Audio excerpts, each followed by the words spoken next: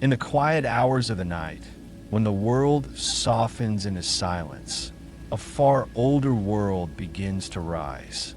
Long before empires, long before cities, humanity carved its first steps into the dust of forgotten ages. Tonight, you will drift gently into the dawn of civilization, where our oldest stories were born. In the softened glow of a distant ancient dawn, where the horizon melts slowly into a quiet haze of gold, the earliest footsteps of humanity still echo, faint but enduring, through the drifting sands of time. Long before the rise of kingdoms, long before stone towers touched the sky, or great rivers guided the fate of nations, small clusters of people gathered around the warmth of firelight and began shaping the very idea of civilization. Their hands, weathered by the earth yet patient and deliberate, formed the first tools, drew the first symbols, and built the first structures that whispered of permanence in a world ruled by wind and wilderness. These early worlds were unlike anything that followed. They were gentle in their beginnings, shaped not by conquest or ambition, but by the simple rhythm of survival, by the need to plant seeds, to weave shelter, to map the slow turning of seasons. In quiet valleys, on riverbanks softened by silt, and across desert plains brushed by delicate morning light, humanity began to settle, and in doing so, created the fragile foundations from which all future empires would rise. The story of these civilizations is not one of sudden brilliance, but of steady, patient evolution. With every generation, knowledge accumulated like layers of soft clay, shaped and reshaped by those who lived close to the land. They observed the stars with wonder, listened to the wind with reverence, and learned to read the language of rivers and soil. Their discoveries were small and quiet, yet they changed the trajectory of the world. Tonight, as you drift gently into rest, you will travel across these ancient landscapes, moving through serene chapters of human dawn.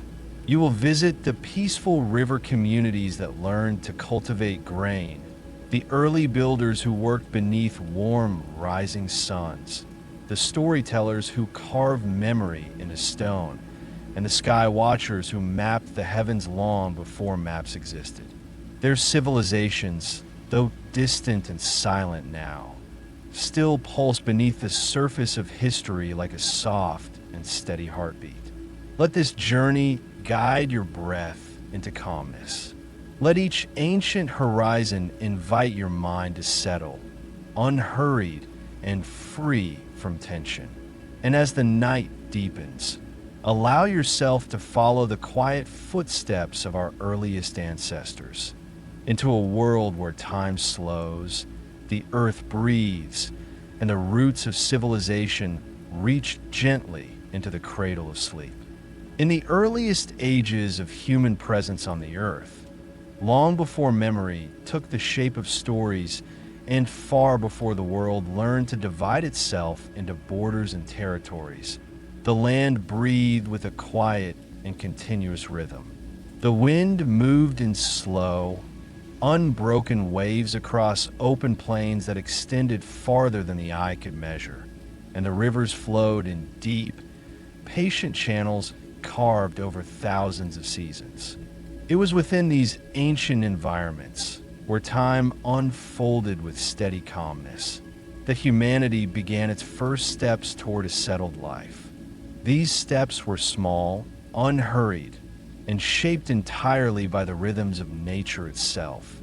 Yet they marked the beginning of a transformation that would echo through every age to come. As you imagine this distant dawn, the land stretches before you in warm, subdued tones, the earth covered in soft grasses that sway gently beneath a rising sun. The air is cool, carrying the faint scent of moisture rising from the riverbanks, where early humans gathered to drink, to rest, and to observe the shifting skies that guided their days. These riverbanks were not merely places of refuge, but centers of early understanding. The gentle flow of water provided a steady rhythm that helped shape the earliest patterns of daily life. Over time, the same comfortable familiarity with these fertile banks encouraged groups to return again and again, until returning gradually turned into staying, and staying became the first quiet sign of settlement. In those early days, the landscape was both generous and demanding. It offered nourishment through wild plants, small game, and the steady supply of water, yet required careful observation, patience, and adaptability. Early communities learned to read the surroundings with remarkable sensitivity. They noticed how the soil near the river changed texture after seasonal floods, how certain plants sprouted only in particular cycles of the moon, and how the patterns of footprints on soft ground revealed the paths of animals they relied upon. These observations shaped not only survival, but also the seeds of knowledge, passed quietly from generation to generation around the warmth of evening fires. Imagine walking through this serene world as dawn spreads a delicate glow across the horizon. The light softens the edges of distant hills, revealing faint silhouettes of trees clustered along the river's bends. The water shines with a gentle shimmer, reflecting the sky's pale colors. Along the river's edge, the ground is cool beneath the feet, shaped by countless seasons of high and low waters. In this calm environment, small groups of early humans move slowly, guided not by the urgency of complex society, but by the simple need to gather food, find shelter, and remain close to the source of life that the river provides. Over many seasons, these groups begin to notice how certain areas along the river remain fertile year after year, even when surrounding lands become dry or barren. They begin to understand that the river itself replenishes the soil, leaving behind fine layers of silt rich in nutrients. This slow realization marks a turning point, a moment when the idea of living in one place begins to feel not only possible but beneficial. The foundation of civilization does not begin with monuments or cities, but with this quiet recognition of patterns shaped by nature. Gradually, the temporary shelters that families built from branches and grasses begin to appear in the same places season after season. These shelters are simple, designed only to offer protection from the sun and wind, yet they hold a comforting familiarity. The act of rebuilding them in the same spots becomes a gentle ritual that marks the beginnings of community. Children grow accustomed to waking to the same landscape each day, learning its rhythms as naturally as they learn to walk. Adults find small efficiencies in living near the same water source, gathering materials for tools and shelter with growing ease. As these early settlements take shape, the surrounding environment begins to subtly reflect human presence. Paths form naturally through repeated footsteps. Patches of land become firmer through frequent use, while other areas, less traveled, remain soft and untouched. Places where tools are crafted take on distinctive patterns, with chips of stone scattered around smooth, flat surfaces where hands once worked with deliberate precision. The land becomes a quiet record of daily life, long before written language appears. At dusk, when the light of the sun softens into warm, muted tones, early communities gather around small fires whose smoke rises in gentle spirals into the evening air.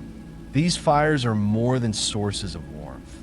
They become places of connection where experiences are shared and early forms of memory are shaped. Around these fires, stories are born, not in the form of structured myths or recorded tales, but as simple recollections passed through so. Over generations, this knowledge accumulates like the layers of sediment that the river lays down year after year. People begin to understand that certain plants can be encouraged to grow where seeds are dropped, that food can be stored for seasons when game is scarce, and that working together offers greater security than struggling alone. These insights unfold slowly, naturally, and without force. Settling into one place does not feel like innovation or revolution. It feels like harmony with a land that provides abundance when treated with respect and patience. As you continue to drift through this early world in your mind, imagine the soft glow of sunrise spreading across the plains once more. The colors are gentle and calming, washing the landscape in tones of gold and pale amber. Families stir from their simple shelters, stepping into the cool morning air. The river reflects the shifting colors of dawn, its surface smooth except for the slow movement of currents beneath. Birds begin to call from nearby trees, and the grasses sway in long, unbroken lines as the breeze moves across them. It is a world at peace, unhurried, and deeply connected to the rhythms of nature. This quiet, continuous interaction between land, water, and community marks the earliest foundation of civilization. Here, humanity begins to understand the comfort of stability, the value of cooperation, and the subtle promise of cultivating the earth rather than simply moving across it. And as the days pass, these early settlements grow not through domination or expansion, but through the slow accumulation of experience, through the calm, steady recognition that life can flourish when lived in harmony with the environment. In this peaceful beginning, the seeds of every future civilization are sown. The oldest societies on Earth emerge not through dramatic events, but through countless gentle choices made beneath the warmth of ancient suns. And as this first chapter of the journey settles into your awareness, allow the calmness of these early landscapes to ease your thoughts and guide you deeper into relaxation. As the earliest settlements took hold along the calm edges of fertile rivers, humanity gradually shifted from wandering across wide landscapes to living within spaces that held familiar patterns of nourishment and shelter. This slow but steady change allowed people to observe the land with growing depth, learning its rhythms in ways impossible for those who move constantly from one region to another. The cycles of sunrise and sunset, the subtle changes in the soil after seasonal floods, and the migrations of birds and animals all became part of a daily rhythm that shaped the early structure of community life. For the first time in human history, survival was not dictated solely by movement, but by careful attention to the land and the shared labor of those who lived together.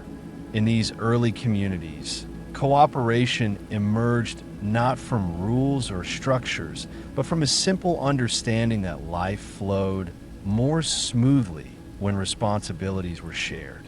Families who once foraged independently began to move as small groups, learning that gathering food together allowed for longer periods of rest and greater security. The tasks of daily life, collecting water, preparing meals, tending small patches of gathered plants, and crafting tools, were eased by working in unison. The feeling of belonging, though unspoken and undefined, grew naturally as individuals saw their efforts reflected in the well-being of everyone around them. Imagine a typical morning within one of these early communities. The air is cool and still, carrying the gentle freshness of night that has not yet been displaced by the warmth of day. The faint glow of sunrise stretches across the horizon, softening the edges of distant hills and illuminating the river with a pale shimmer.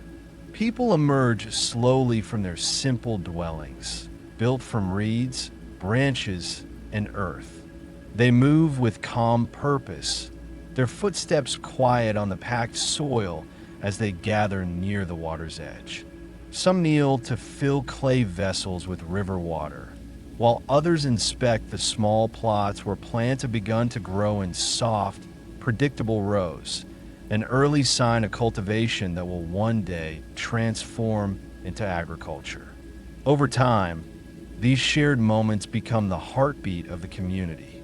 Children learn by observing their elders, watching how seeds are saved from one season to the next, and how the soil is gently turned to encourage growth. They listen to the soft explanations of which plants thrive near the river and which require drier ground, absorbing knowledge that has been carried through countless generations. These lessons are not written or measured, but lived, woven into the rhythm of each day as naturally as breathing. Every action reinforces the understanding that cooperation brings stability, and stability brings a quiet sense of safety. In the evenings, when the sun sinks low and the sky deepens into a blanket of muted colors, families gather near small fires that flicker softly against the night. These fires serve as both warmth and illumination, drawing the community into a quiet circle where stories and observations are shared. The conversations are simple, spoken in tones softened by fatigue and the comfort of being among familiar faces. People recount what they noticed during the day: signs of animals passing nearby, new sprouts appearing in cultivated patches, changes in the river's flow.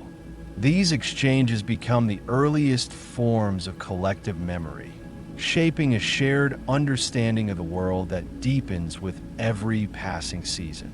As settlements expand slowly, new forms of cooperation arise. Some individuals become skilled in shaping stone into tools with fine, sharp edges. Others become adept at weaving grasses into baskets or mats. A few grow particularly knowledgeable about plants, learning which can be eaten, which can be used for healing, and which must be avoided. These emerging roles do not create hierarchy, but strengthen the community's resilience. People recognize and appreciate each other's abilities, offering support in areas where their own skills are less developed. The sense of interdependence deepens, forming the early bonds that will one day evolve into complex social structures. Imagine walking among these early dwellings as dusk settles gently over the land. The glow of the fires casts soft, wavering patterns across the ground, merging with the fading light of the sky. The air is filled with the faint scent of earth and the distant sound of water moving steadily through its ancient channel.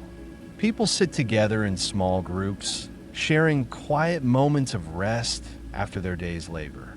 A sense of calm fills the settlement, as if the land itself recognizes the harmony that has taken shape within its embrace. Over generations, the small settlements grow into clusters of families who share not only daily tasks, but a deepening connection to the land that sustains them.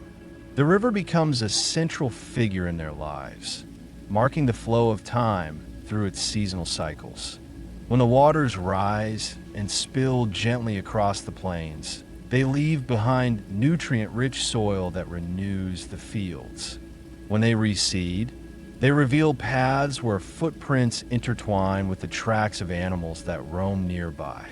This close relationship between people and nature fosters an early understanding of the interconnectedness of all living things, a concept that will later become a central theme in many ancient belief systems. The slow rise of cooperation does more than ensure survival. It shapes the emotional landscape of the early community. People begin to feel a sense of belonging that extends beyond immediate family. The presence of others offers comfort during storms, reassurance during illness, and support during periods of scarcity. Shared experiences, whether joyful or challenging, bind individuals together in a way that wandering life never allowed. These bonds create a foundation of unity that will one day support the rise of more complex civilizations. As the settlement expands, paths emerge naturally through repeated use. Some lead to the riverbank, others to areas where wild plants grow in abundance, and others still to elevated places where the land offers a clear view of the surrounding plains. Children run along these paths with ease, their laughter blending softly with the whispers of the wind. Adults follow them during their work, the familiar routes guiding them through the tasks that shape each day. These paths, though simple and unmarked, represent the earliest forms of structure within the community, evidence that humanity has begun to shape the land as the land shapes humanity.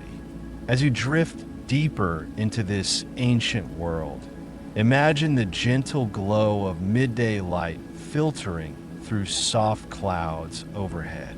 The heat of the sun is warm but not overwhelming, and a calm breeze moves steadily across the settlement.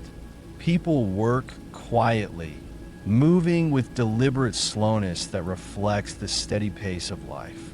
There is no rush, no pressure, only the rhythm of tasks that have been performed countless times before. This unhurried pace allows people to remain connected to the present moment, aware of the subtle shifts in the environment that guide their decisions. The rise of cooperation also influences the way early communities relate to the passing of time. Seasons become markers of change, and their predictable cycles offer comfort and stability. The arrival of spring brings new growth, summer offers long days filled with warmth, autumn brings harvest and preparation, and winter delivers a period of quiet reflection. People adapt their routines to these cycles, finding balance between effort and rest. Over generations, this sensitivity to time shapes their worldview, fostering a deep appreciation for harmony and continuity. In this gentle beginning, the roots of civilization take hold. Every shared task, every communal meal, every quiet conversation around the fire strengthens the bonds between individuals and lays another layer upon the foundation of community. From these early settlements, the first hints of tradition, culture, and identity begin to emerge, subtle and unformed, yet full of promise for what humanity will one day become. And as this chapter settles softly into your awareness, let the calmness of these early cooperative worlds ease your thoughts and carry you deeper into rest. As the earliest settlements took hold along the calm edges of fertile rivers, humanity gradually shifted from wandering across wide landscapes to living within spaces that held familiar patterns of nourishment and shelter. This slow but steady change allowed people to observe the land with growing depth, learning its rhythms in ways impossible for those who move constantly from one region to another. The cycles of sunrise and sunset, the subtle changes in the soil after seasonal floods, and the migrations of birds and animals all became part of a daily rhythm that shaped the early structure of community life. For the first time in human history, survival was not dictated solely by movement, but by careful attention to the land and the shared labor of those who lived together. In these early communities, cooperation emerged not from rules or structures, but from the simple understanding that life flowed more smoothly when responsibilities were shared. Families who once foraged independently began to move as small groups, learning that gathering food together allowed for longer periods of rest and greater security. The tasks of daily life, collecting water, preparing meals, tending small patches of gathered plants, and crafting tools, were eased by working in unison. The feeling of belonging, though unspoken and undefined, grew naturally as individuals saw their efforts reflected in the well-being of everyone around them. Imagine a typical morning within one of these early communities. The air is cool and still, carrying the gentle freshness of night that has not yet been displaced by the warmth of day. The faint glow of sunrise stretches across the horizon, softening the edges of distant hills and illuminating the river with a pale shimmer. People emerge slowly from their simple dwellings, built from reeds, branches, and earth. They move with calm purpose, their footsteps quiet on the packed soil as they gather near the water's edge. Some kneel to fill clay vessels with river water, while others inspect the small plots where plants have begun to grow in soft, predictable rows, an early sign of cultivation that will one day transform into agriculture. Over time, these shared moments become the heartbeat of the community. Children learn by observing their elders, watching how seeds are saved from one season to the next, and how the soil is gently turned to encourage growth.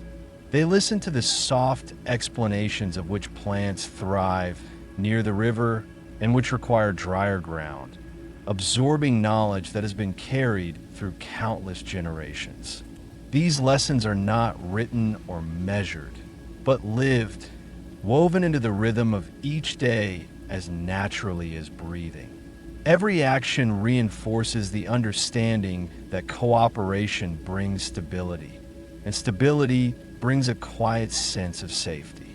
In the evenings, when the sun sinks low and the sky deepens into a blanket of muted colors, families gather near small fires that flicker softly against the night. These fires serve as both warmth and illumination, drawing the community into a quiet circle where stories and observations are shared. The conversations are simple, spoken in tones softened by fatigue and the comfort of being among familiar faces.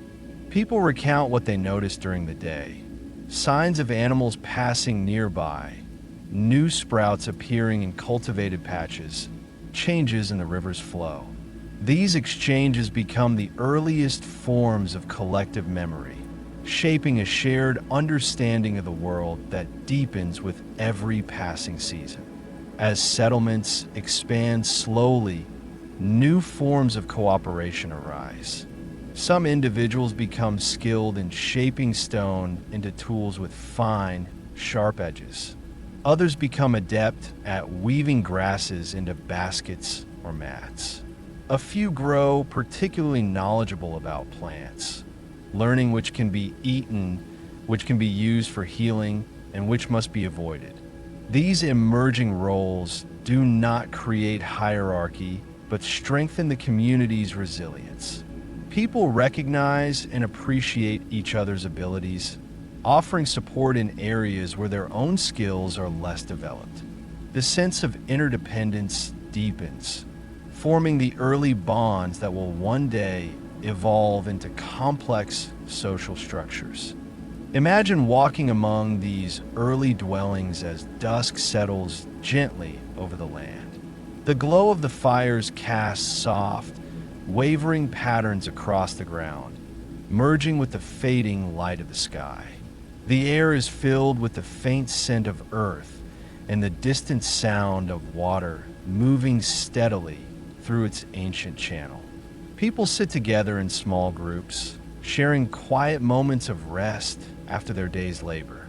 A sense of calm fills the settlement, as if the land itself recognizes the harmony that has taken shape within its embrace. Over generations, the small settlements grow into clusters of families who share not only daily tasks, but a deepening connection to the land that sustains them. The river becomes a central figure in their lives, marking the flow of time through its seasonal cycles. When the waters rise and spill gently across the plains, they leave behind nutrient-rich soil that renews the fields. When they recede, they reveal paths where footprints intertwine with the tracks of animals that roam nearby. This close relationship between people and nature fosters an early understanding of the interconnectedness of all living things, a concept that will later become a central theme in many ancient belief systems. The slow rise of cooperation does more than ensure survival. It shapes the emotional landscape of the early community. People begin to feel a sense of belonging that extends beyond immediate family. The presence of others offers comfort during storms, reassurance during illness, and support during periods of scarcity. Shared experiences, whether joyful or challenging, bind individuals together in a way that wandering life never allowed. These bonds create a foundation of unity that will one day support the rise of more complex civilizations. As the settlement expands, paths emerge naturally through repeated use. Some lead to the riverbank, others to areas where wild plants grow in abundance, and others still to elevated places where the land offers a clear view of the surrounding plains. Children run along these paths with ease, their laughter blending softly with the whispers of the wind. Adults follow them during their work, the familiar routes guiding them through the tasks that shape each day. These paths, though simple and unmarked, represent the earliest forms of structure within the community, evidence that humanity has begun to shape the land as the land shapes humanity. As you drift deeper into this ancient world, imagine the gentle glow of midday light filtering through soft clouds overhead. The heat of the sun is warm but not overwhelming, and a calm breeze moves steadily across the settlement. People work quietly, moving with deliberate slowness that reflects the steady pace of life. There is no rush, no pressure, only the rhythm of tasks that have been performed countless times before. This unhurried pace allows people to remain connected to the present moment, aware of the subtle shifts in the environment that guide their decisions. The rise of cooperation also influences the way early communities relate to the passing of time. Seasons become markers of change, and their predictable cycles offer comfort and stability. The arrival of spring brings new growth. Summer offers long days filled with warmth. Autumn brings harvest and preparation, and winter delivers a period of quiet reflection. People adapt their routines to these cycles, finding balance between effort and rest. Over generations, this sensitivity to time shapes their worldview, fostering a deep appreciation for harmony and continuity. In this gentle beginning, the roots of civilization take hold. Every shared task, every communal meal, every quiet conversation around the fire strengthens the bonds between individuals and lays another layer upon the foundation of community. From these early settlements, the first hints of tradition, culture, and identity begin to emerge, subtle and unformed, yet full of promise for what humanity will one day become. And as this chapter settles softly into your awareness, let the calmness of these early cooperative worlds ease your thoughts and carry you deeper into rest. As the early communities continued to deepen their connection with the land, the rhythms of daily life began to shift in subtle yet profound ways. The observation of seasonal patterns, once a simple necessity for survival, now grew into a form of knowledge passed through generations with increasing clarity. People learned to recognize the quiet signs that mark the turning of one season into another. The soft swelling of riverbanks after distant rains, the gradual warming of winds from the south, and the delicate emergence of new shoots rising through the soil. These small observations guided their movements and shaped their decisions, laying the groundwork for a transformation that would forever alter the course of human existence.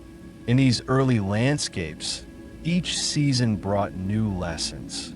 During spring, the rising waters of the rivers spread across the plains, leaving behind layers of fine, fertile silt as they receded. This natural cycle rejuvenated the land, preparing it for new growth without any intervention from the communities living nearby. Over time, people noticed that plants tended to flourish in the nutrient-rich areas left behind by the floods.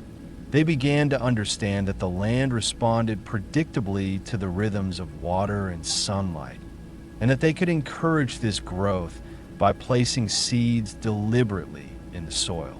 The earliest acts of cultivation were simple and intuitive, guided by close observation rather than structured knowledge. Yet they marked the quiet beginning of agriculture. Imagine the soft warmth of a late spring morning spreading across the ancient plains. The air is gentle and filled with the faint scent of moist earth. Families gather near patches of ground where new shoots have appeared, their movements slow and attentive as they tend to these early cultivated areas. They clear away small stones, press seeds into the soil with the tips of their fingers, and listen to the quiet rustling of grasses as the breeze moves steadily across the open land. These actions are not yet driven by the ambition to harvest large quantities of food, but by the understanding that encouraging growth in familiar places brings stability to daily life.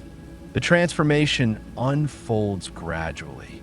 As people begin to cultivate certain plants intentionally, the need to travel long distances to gather food diminishes.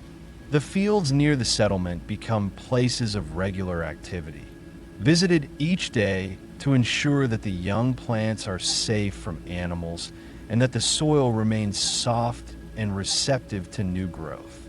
Children run between the rows of early crops, their laughter blending with the soft hum of insects moving across the land. Adults observe the health of each plant with growing attentiveness, making mental notes of which areas thrive and which require more care. The land slowly takes on the imprint of human intention, shaped by patterns of movement and the steady application of effort. This early form of agriculture, though modest, begins to change the fabric of the community. People now have reasons to remain in one place for longer periods, allowing the settlement to expand both physically and socially.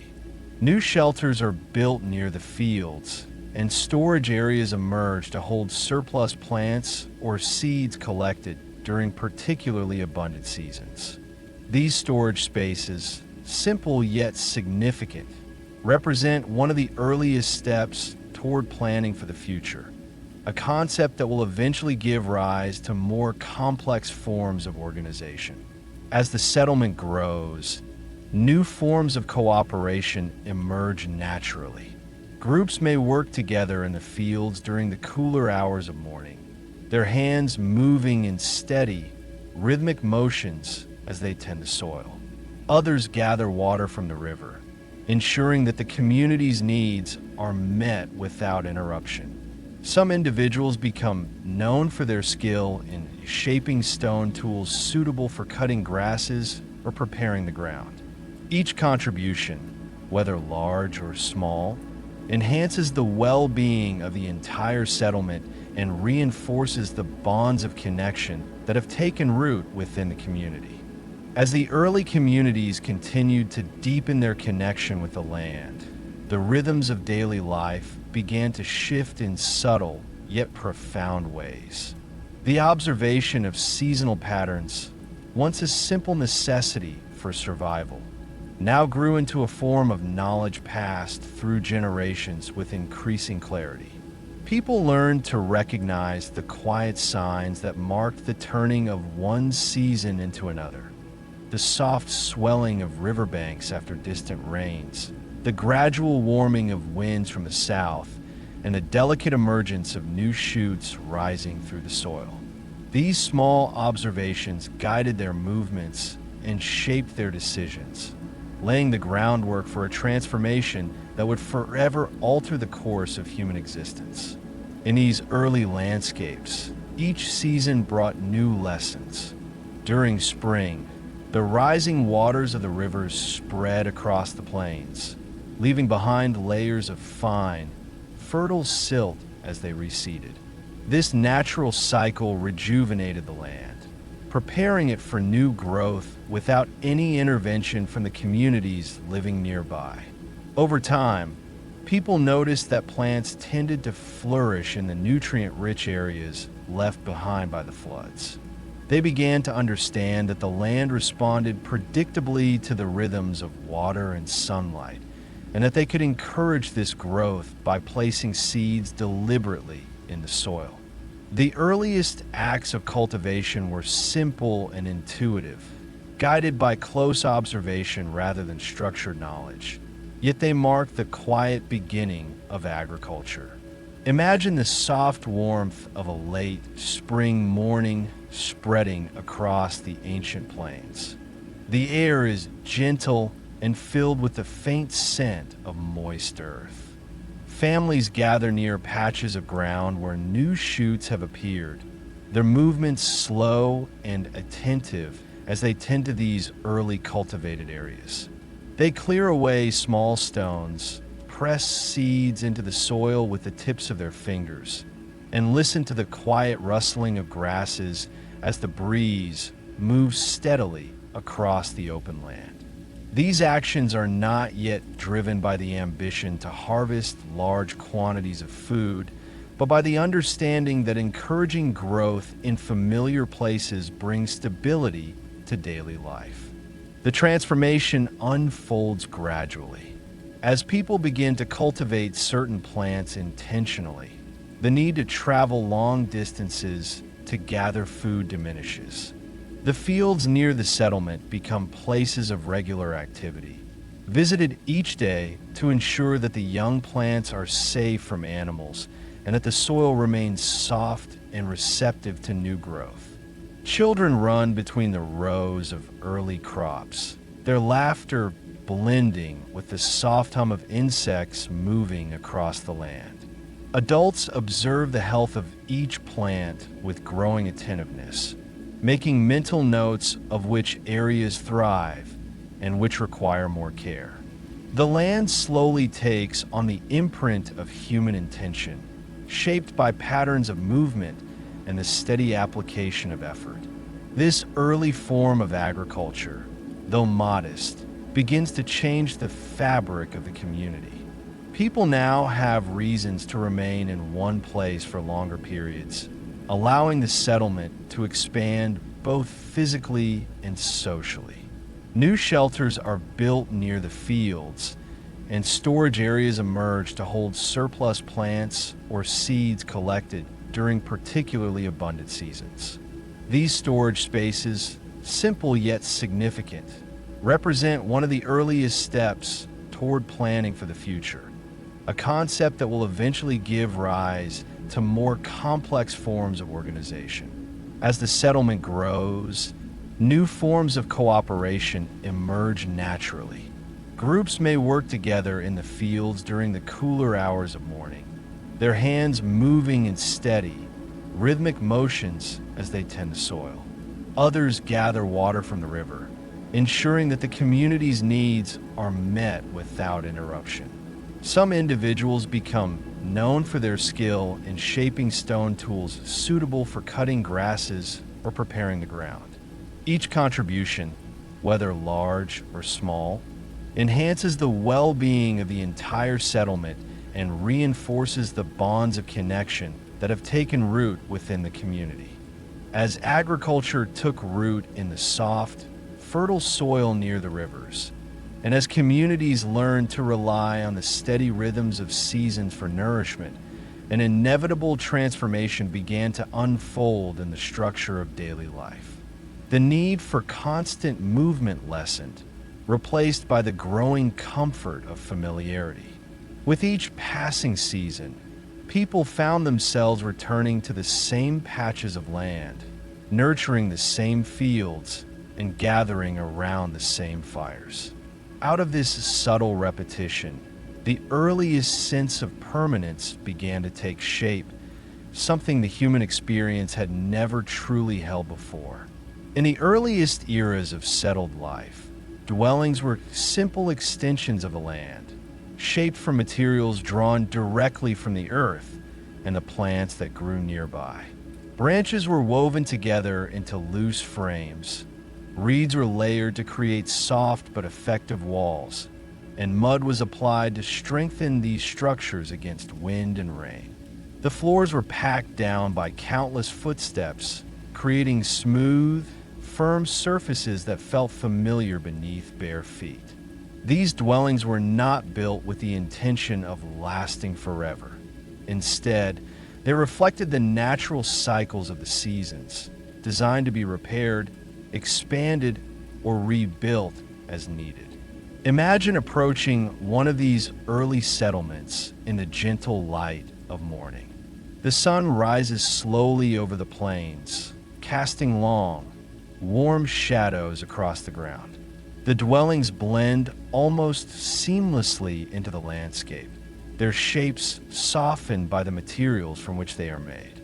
They appear not as intrusions upon the land, but as natural echoes of it, shaped by hands that understood the importance of working with nature rather than against it. Soft smoke rises from a few small hearths, drifting upward into the early sky and marking the presence of life stirring within the shelters. Inside these early homes, the atmosphere is calm and quiet. The walls, made from reeds plastered with earth, hold a gentle warmth absorbed from the previous day's sun. The air carries faint scents of dried grasses, clay, and the remnants of evening fires. Sleeping mats woven from plant fibers rest neatly along the edges of the room, their surfaces smooth and comfortable for frequent use. Simple vessels shaped from clay sit near the walls, holding dried seeds, water, or small tools that have become essential to daily tasks.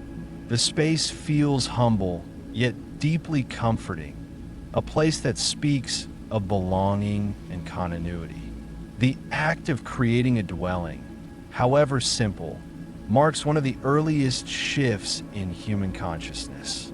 A home anchors the spirit, offering refuge not just from the elements, but from the uncertainty of wandering life.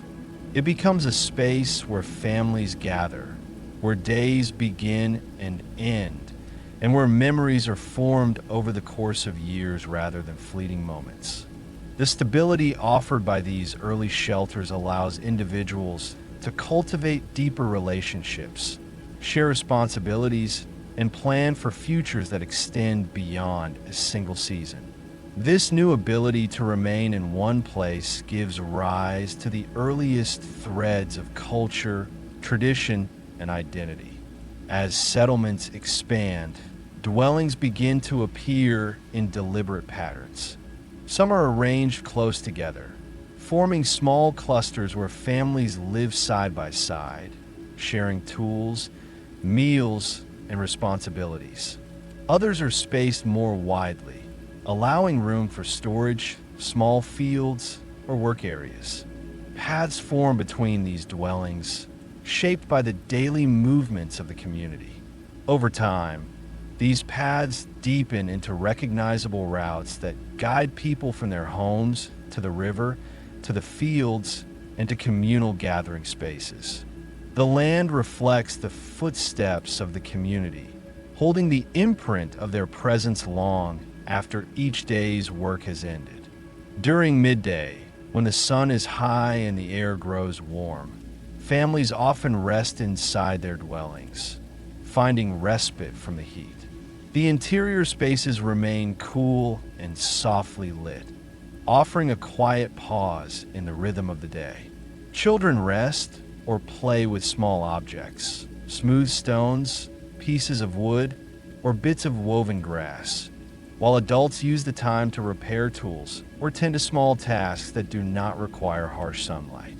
These moments of stillness, spread throughout the day, reinforce the feeling that home is not just a place of shelter, but a center of life itself. As the years pass, dwellings begin to evolve. Some families add small storage rooms for grain or seeds, while others expand living areas to accommodate growing numbers. Roofs become sturdier, crafted from thicker layers of reeds or supported by wooden beams that offer greater stability. The construction techniques used in these early homes become refined as knowledge passes from one generation to the next. Though the dwellings remain modest in their form, they begin to reflect a deeper understanding of structure, materials, and long-term planning. Imagine standing at the center of such a settlement as dusk begins to fall. The sky shifts into a soft gradient of warm orange and deepening blue, casting a serene glow over the land. Families move quietly back to their homes after tending the fields, their silhouettes outlined against the fading light. The sounds of the day settle into a gentle hush, broken only by the occasional call of a bird or the rustle of grasses stirred by the evening breeze. Lamps made from simple bowls filled with animal fat flicker to life inside the dwellings, casting warm, wavering light through the open doorways. In these quiet evening moments, the sense of community becomes even stronger. People gather near the entrances of their dwellings to share the day's experiences, discussing the growth of their crops, the patterns of animals they observed, or the shifts in weather they have noticed. These conversations, though simple, form the foundation of shared knowledge and communal decision-making. They represent the earliest forms of communication that will one day evolve into structured storytelling, tradition, and historical record. Over generations, the permanence of dwellings leads to the development of early neighborhoods within settlements. Certain areas become associated with particular families or skills. One part of the settlement may be known for tool making, another for pottery, and another for food preparation. These subtle specializations encourage deeper cooperation and create a quiet sense of order within the community. Though there are no rulers, no formal laws, and no written instructions, a natural structure begins to emerge, shaped entirely by the needs of daily life and the wisdom gained through experience. The stability provided by permanent dwellings also gives rise to emotional connections that extend beyond immediate survival. Homes become places where families celebrate small moments of joy, mourn losses, and create traditions that continue through the generations. The simple act of returning to the same shelter each night, surrounded by familiar faces and comforts, fosters a sense of belonging that wandering life could never provide. This emotional foundation becomes the cornerstone upon which future civilizations will build their cultures, beliefs, and identities. As you drift deeper into the stillness of this ancient world, picture once more the warm glow of lamplight shimmering through the reeds of early dwellings. The soft hum of the night blends with the gentle movement of the wind across the plains, creating a soundscape that is both timeless and soothing. Above, the stars appear one by one, filling the sky with steady, unwavering light. The settlement rests peacefully beneath their glow, its quiet rhythms echoing the earliest heartbeat of civilization. And as this chapter settles into your awareness, let the calm permanence of these early homes ease your thoughts and draw you further into rest, preparing you for the next steps of humanity's slow journey toward the first true civilizations. As the earliest settlements grew more stable and the rhythms of community life deepened into a gentle continuity, people began to notice that their hands were capable of shaping the world in ways that extended beyond the immediate needs of food and shelter. What began as simple tasks, sharpening stones to cut grasses, smoothing wood for digging, weaving reeds for baskets, gradually transformed into skills that revealed the remarkable potential of human creativity. These first crafts emerged slowly, guided by experience, patience, and a quiet desire to make daily life more comfortable and efficient. In doing so, they opened the door to a new layer of civilization, one built not only on survival, but on refinement, care, and an intimate understanding of materials. Imagine standing at the edge of an early settlement, just as the morning sun begins to rise. The air is cool and filled with the soft murmurs of people beginning their day. From several dwellings, faint tapping sounds echo across the open land. The rhythmic strikes of stone against stone, wood against wood, hands shaping, smoothing, and testing the tools that will guide the day's work. These sounds, though subtle, form the earliest music of craftsmanship, a quiet language shared by those who have learned to read the properties of the natural materials surrounding them. Early tools were born from necessity, but crafted with attention and care. Sharp flakes chipped from larger stones became blades for cutting grasses or preparing food. Smooth, rounded stones became grinding tools for seeds or pigments. Long branches, carefully selected and shaped, became digging sticks capable of loosening the soil for planting. Each tool, however simple, represented a moment of connection between human intention and the raw substance of the earth. And as people repeated these processes day after day, their skill grew refined, transforming functional objects into extensions of their own hands. Picture a small group gathered beneath the shade of a tree near the settlement's edge. The ground beneath them is scattered with fragments of stone, some thin and sharp, others thick and rounded. A person crouches low, holding a larger stone in one hand and striking it carefully with another. The blows are deliberate and controlled, each one chipping away tiny pieces to reveal the shape hidden within.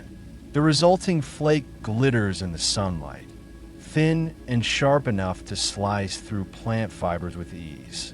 Nearby, another individual works on smoothing the edge of a wooden tool, rubbing it against a rough stone to refine its surface.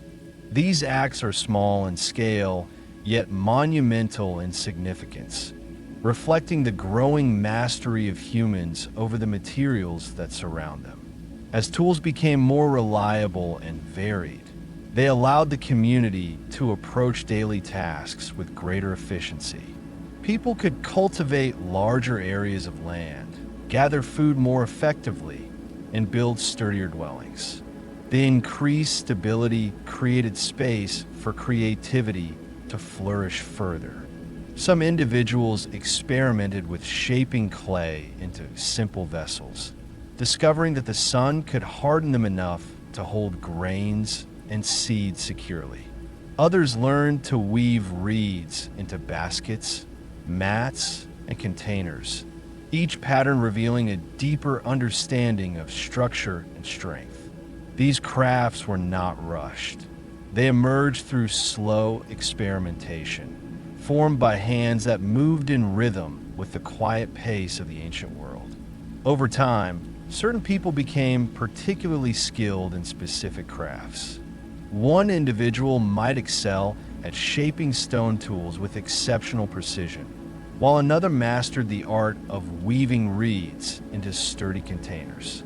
These emerging specializations did not create rigid roles, but instead allowed the settlement to function with greater harmony.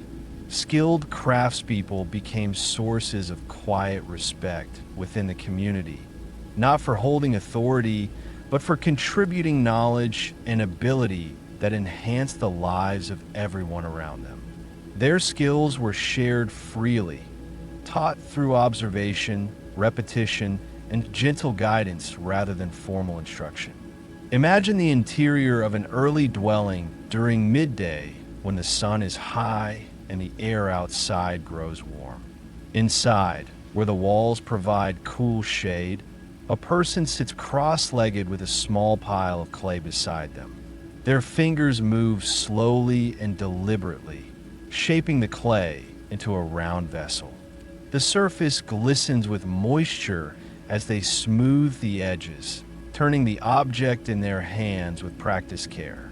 A child watches nearby, fascinated by the transformation of raw earth into something useful and enduring. The process is peaceful, guided by intuition rather than rules, and infused with the quiet satisfaction that comes from creating something with purpose. Beyond utility, the crafts of early civilizations reveal something deeper about the human spirit. They demonstrate a desire to bring order, beauty, and meaning into daily life.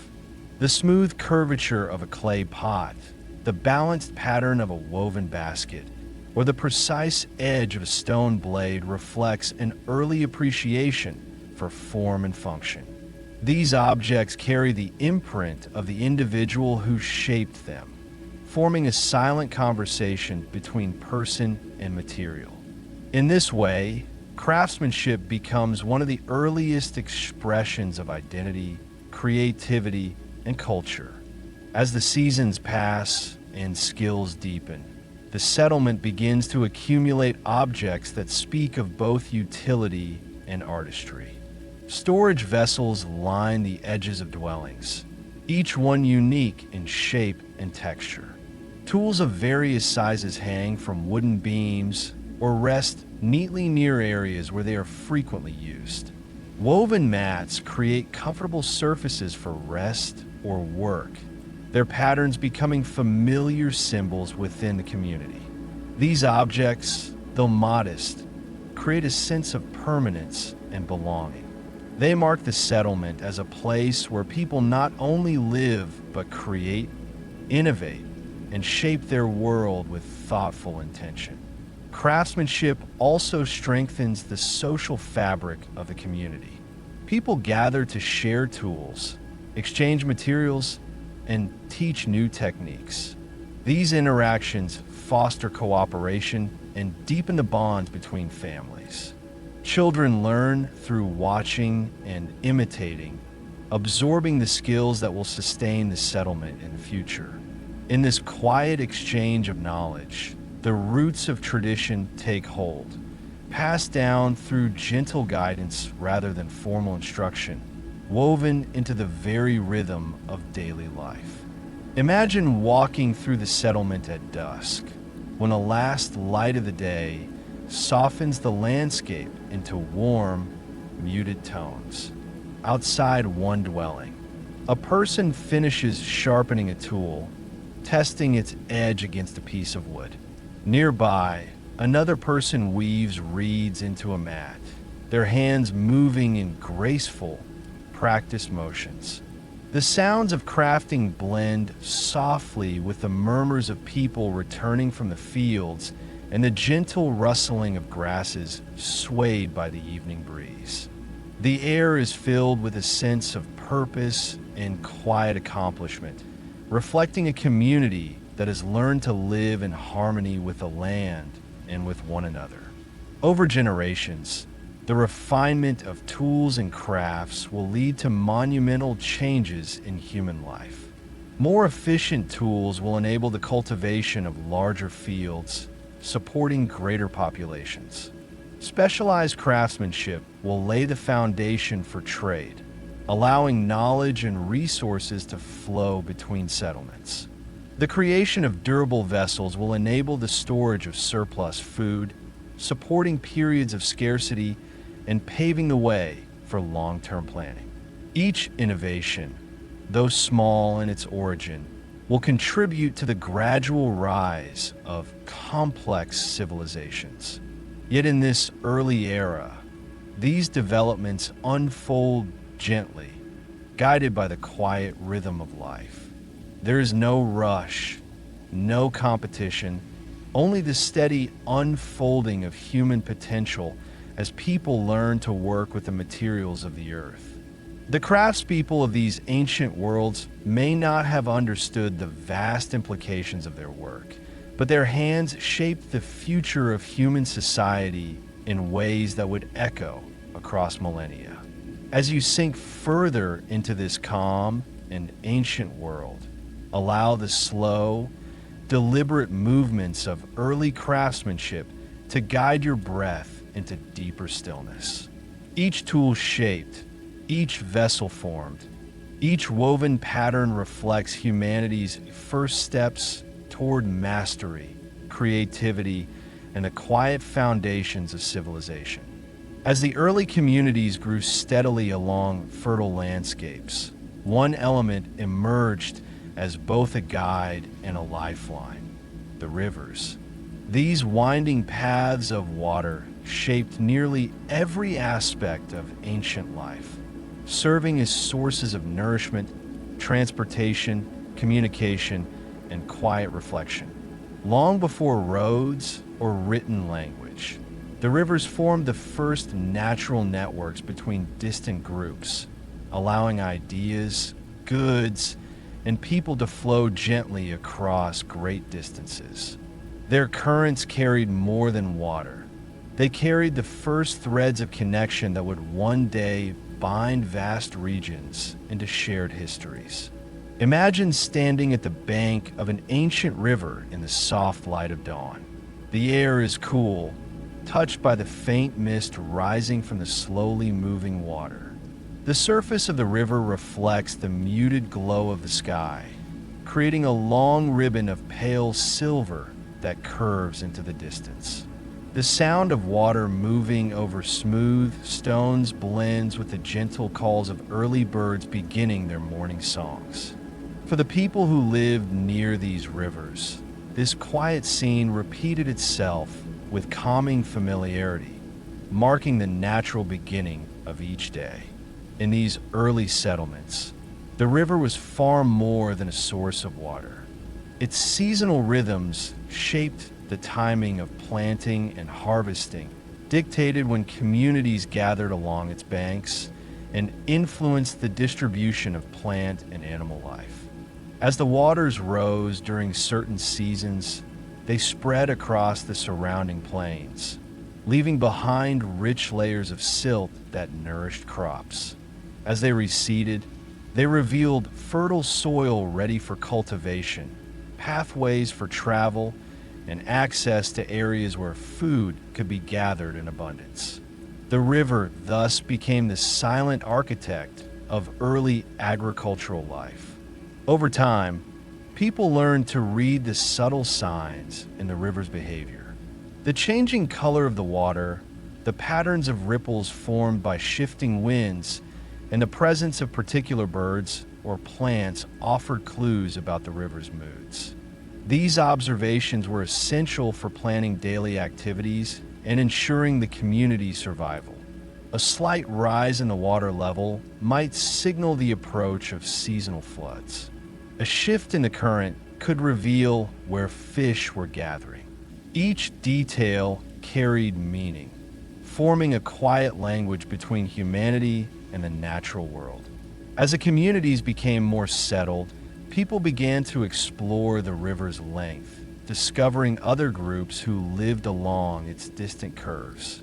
These encounters unfolded slowly, shaped by curiosity and necessity rather than conquest or competition. Small exchanges of goods, seeds, tools, woven baskets, or simple ornaments became opportunities to share knowledge and strengthen relationships. The river acted as a gentle bridge, connecting people who might otherwise have remained isolated within their own landscapes. Imagine the scene of one of these early encounters. A small group paddles a simple raft crafted from bundled reeds, the surface gliding quietly across the calm water. They follow the river's path for several hours until they notice smoke rising in the distance, a sign that another settlement rests beyond a bend. As they approach, they see the faint shapes of dwellings nestled among reeds and trees. The people of the distant settlement step forward, watching cautiously but without hostility. The exchange that follows is peaceful, marked by gestures, shared food, and the silent understanding that cooperation benefits all. Through these interactions, communities gained new plants to cultivate, new techniques for crafting tools, and new ways of interpreting the river's patterns. The river thus became a route of knowledge, carrying ideas between settlements, just as it carried water across the landscape. These gentle flows of information formed the earliest networks of cultural exchange, small in scale, but immense in their impact on human development. The river also influenced spiritual and emotional life. For many early communities, the river's constant movement symbolized continuity and renewal. Its steady flow offered reassurance during difficult seasons, reminding people that life moved in cycles and that even periods of hardship would pass. The reflective surface of the water became a place for quiet contemplation. Individuals often sat at its edge during sunrise or sunset, allowing their thoughts to settle as they listened to the gentle murmur of the current. These moments of stillness helped shape the emotional rhythms of early human existence. As time passed, people began building simple structures near the riverbank. Docks made from wood sheltered platforms for fishing and storage areas for tools or harvested plants. These developments strengthened the relationship between the settlement and the river, transforming it from a natural boundary into a central gathering place. Children played near the water, learning its rhythms with instinctive ease. Adults washed tools, prepared food, or launched rafts for short journeys. The river became the heartbeat of the community, echoing the slow, steady pace of daily life. Imagine a late afternoon along the river during harvest season. The sun casts a warm golden glow across the water, creating shimmering patterns that dance with the motion of the current. People gather along the bank, cleaning newly harvested plants and placing them in woven baskets. Nearby, a small raft returns from an exploration upstream, carrying seeds and stories from a distant settlement. The atmosphere is calm and full of promise, reflecting a community in harmony with both the land and its neighbors. Rivers also served as natural markers of territory, not in a rigid or defensive sense, but as gentle boundaries that help communities understand the landscapes around them. The areas along the river where certain plants grew, where fishing was most abundant, or where animals frequently crossed became part of the community's collective knowledge.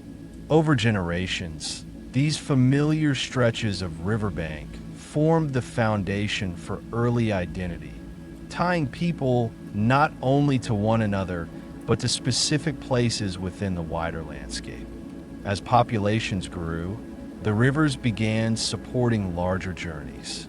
Some individuals ventured farther along the water's path, exploring new regions, encountering new communities, and returning with stories of distant landscapes. These journeys seeded the early sparks of curiosity and exploration, qualities that would one day lead to the rise of trade routes, shared cultures, and the first great cities. But in these ancient times, the journeys remained gentle and unhurried, shaped by the slow rhythm of paddles dipping into water and the quiet trust that the river would guide them home. The rivers also offered a sense of time that differed from the cycles of seasons. Their constant movement reminded people that life flowed onward, even as individual days blended softly together. Watching the river drift past, people gained an intuitive understanding of continuity and change, a recognition that nothing is completely still, yet everything follows a steady and predictable path.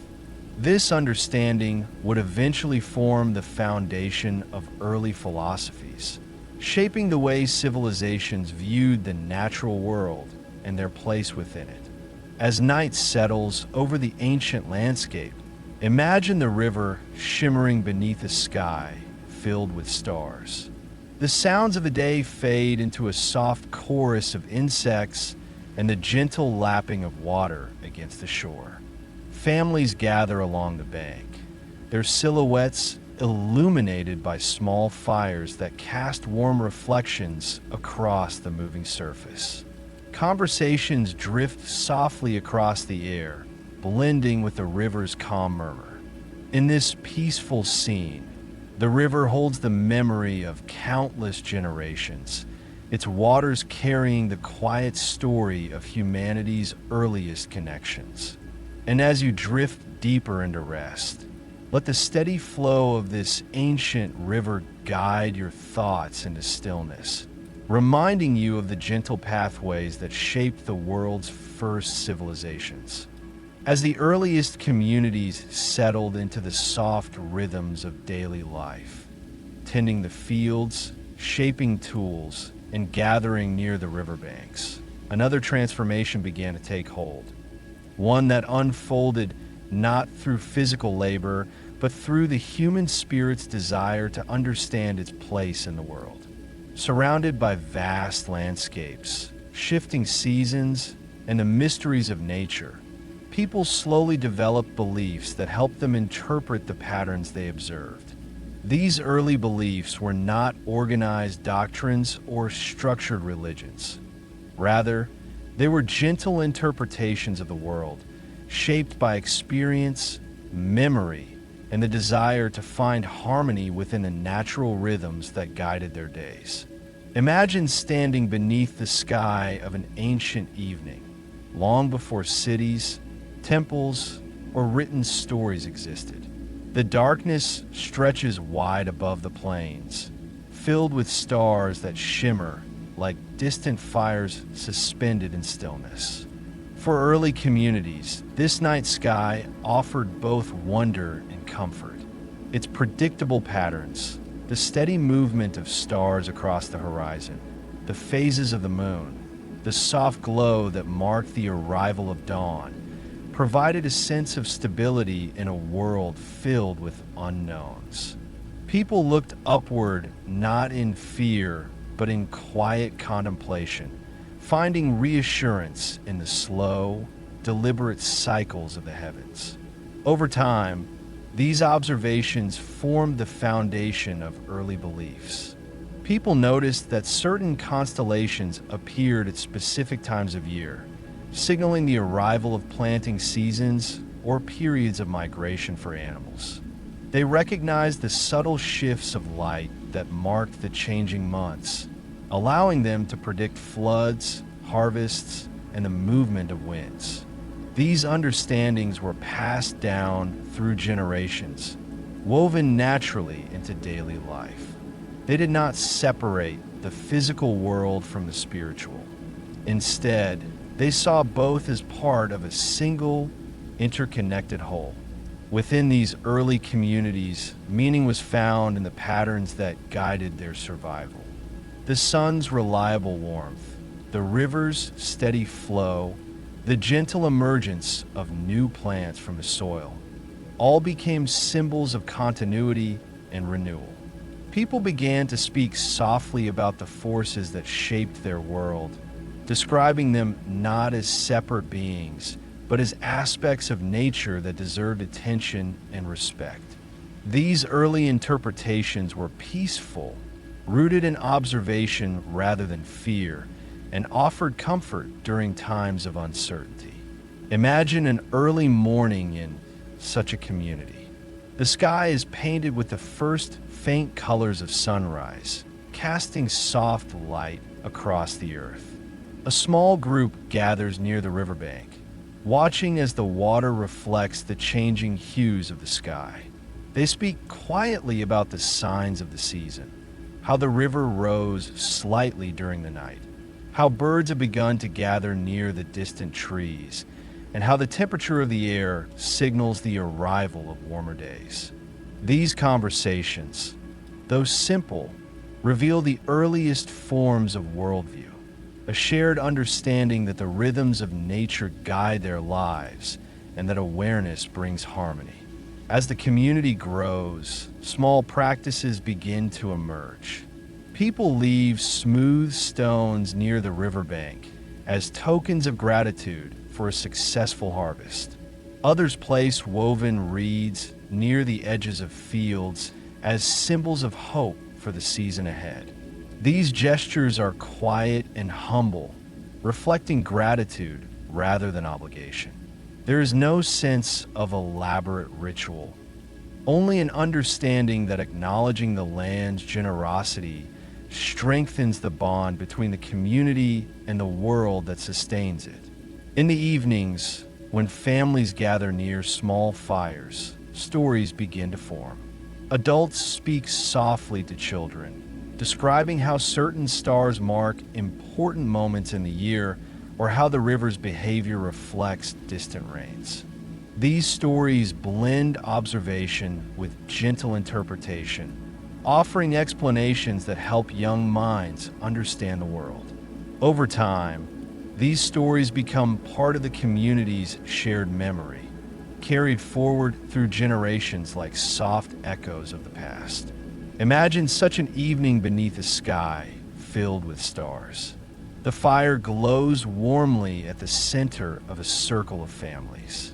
The flames flicker gently, casting soft, wavering light across the faces of those gathered.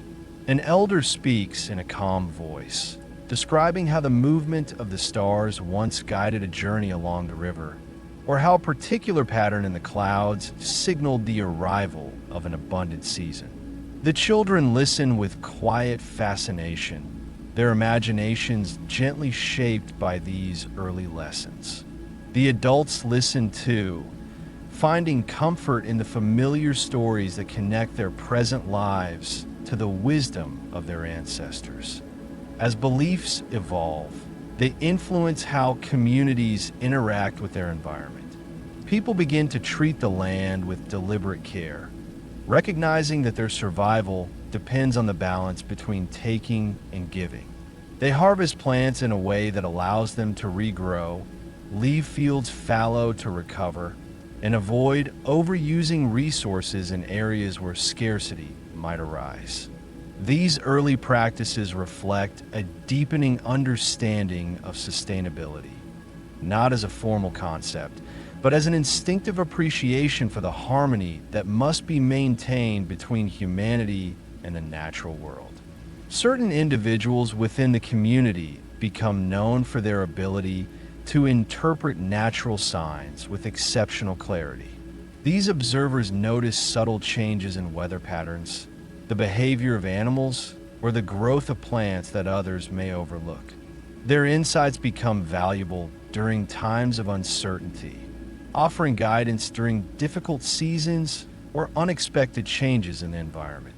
Though these individuals hold no formal authority, their presence brings reassurance, and their knowledge becomes an essential part of the community's survival. Imagine one such individual, a person who rises early each morning to watch the horizon. They sit quietly, observing how the colors of the sky shift, how the wind moves through the grasses, and how the water reflects the first light of day. Their understanding is not based on instruction, but on a lifetime of attention, patience, and relationship with the land. When they speak, they do so gently, offering interpretations rather than commands. Their voice becomes one of the many quiet threads that hold the community together. As centuries pass, these early beliefs deepen, becoming more refined and more widely shared. The stories that once explained small observations grow into larger narratives that describe the world's origins, the cycles of life, and the connections between people and nature. These narratives offer comfort during hardship, reassurance during uncertainty, and a sense of identity that binds communities together. Though the beliefs vary from region to region, they all reflect a deep respect for the rhythms of the world, a recognition that humanity is part of a larger, interconnected whole. Imagine walking through the settlement as twilight settles across the land. The sky deepens into shades of soft blue and violet, and the first stars shimmer gently overhead. The air is calm and filled with the quiet sounds of evening. Crickets calling softly, the distant flow of the river, and the occasional murmur of families gathering near their fires. In this peaceful atmosphere, the early beliefs of the community reveal themselves not through grand structures or elaborate practices, but through the gentle harmony that shapes their lives. These beliefs, formed slowly over generations, become the foundation upon which later civilizations will build their spiritual and philosophical traditions. They provide a way to interpret the world, to find meaning within its patterns, and to establish a sense of continuity that extends across the centuries. The people of these early communities may not have understood that they were shaping the roots of future cultures, but their quiet observations and gentle interpretations of nature laid the foundation for the world's first philosophies. As you drift deeper into rest, allow the calm reflections of these ancient beliefs to soften your thoughts. Let the quiet understanding of early humanity, their awe of the sky, their trust in the river, their gratitude for the land, guide you into deeper stillness, just as it guided generations long before the rise of cities, kingdoms, and written history. As early communities grew in size and stability, something subtle but deeply transformative began to take root within the fabric of daily life. It was not a tool, nor a dwelling, nor a technique for farming or crafting. Instead, it emerged from the shared experiences of people who lived side by side through countless seasons. This new force shaped the way they understood their past, how they taught their children, and how they formed bonds that lasted across generations. It was the rise of collective memory, the earliest form of storytelling nurtured around quiet fires beneath the vast, ancient sky. Long before written words existed, memory was the vessel that carried knowledge through time. Each generation relied on the voices of those who came before, listening to accounts of distant journeys, changing seasons, successful harvests, and rare challenges. These stories were not entertainment, but essential strands of survival. They taught people how to read the land, how to anticipate the river's behavior, how to recognize the signs of approaching storms, and how to navigate the slow, unfolding rhythm of life. Over time, these practical lessons blended with reflections, emotions, and interpretations, giving birth to the first form of shared narrative. Imagine an evening within one of these early settlements. The sky stretches wide above the plains, filled with soft constellations that shimmer gently as dusk settles. Families gather around the softly glowing fire at the heart of the community. Its warmth spreads outward in slow waves, illuminating faces with a gentle amber light. Children sit closest to the flames, their eyes wide with curiosity, while adults settle comfortably behind them. The day's work finished and the world quiet around them. In this setting, the oldest members of the community begin to speak. Their voices are calm and steady, shaped by years of experience. They recount memories of early seasons when the land behaved differently, when the river shifted its path, or when new plants appeared along the plains. Each detail carries significance, offering guidance for the future. Others add to the story, contributing their own observations and reflections. In this way, memory becomes a collective creation, shaped not by one individual, but by the community as a whole. These early stories serve several purposes. They preserve practical knowledge, what plants thrive in which soils, which areas attract animals during certain seasons, and how to prepare for times of scarcity. But they also create emotional continuity. They remind individuals that their experiences are part of a much longer journey, one that stretches back through countless generations. Hearing these stories fosters a sense of connection to both past and present, reassuring listeners that they are part of something larger than themselves. Imagine a young child listening to a story about how the river once rose higher than anyone could remember, flooding the fields but leaving behind rich soil that nourished the crops for years afterward. The child pictures the event not as a distant fact, but as a living memory, carried into the present through words and emotions.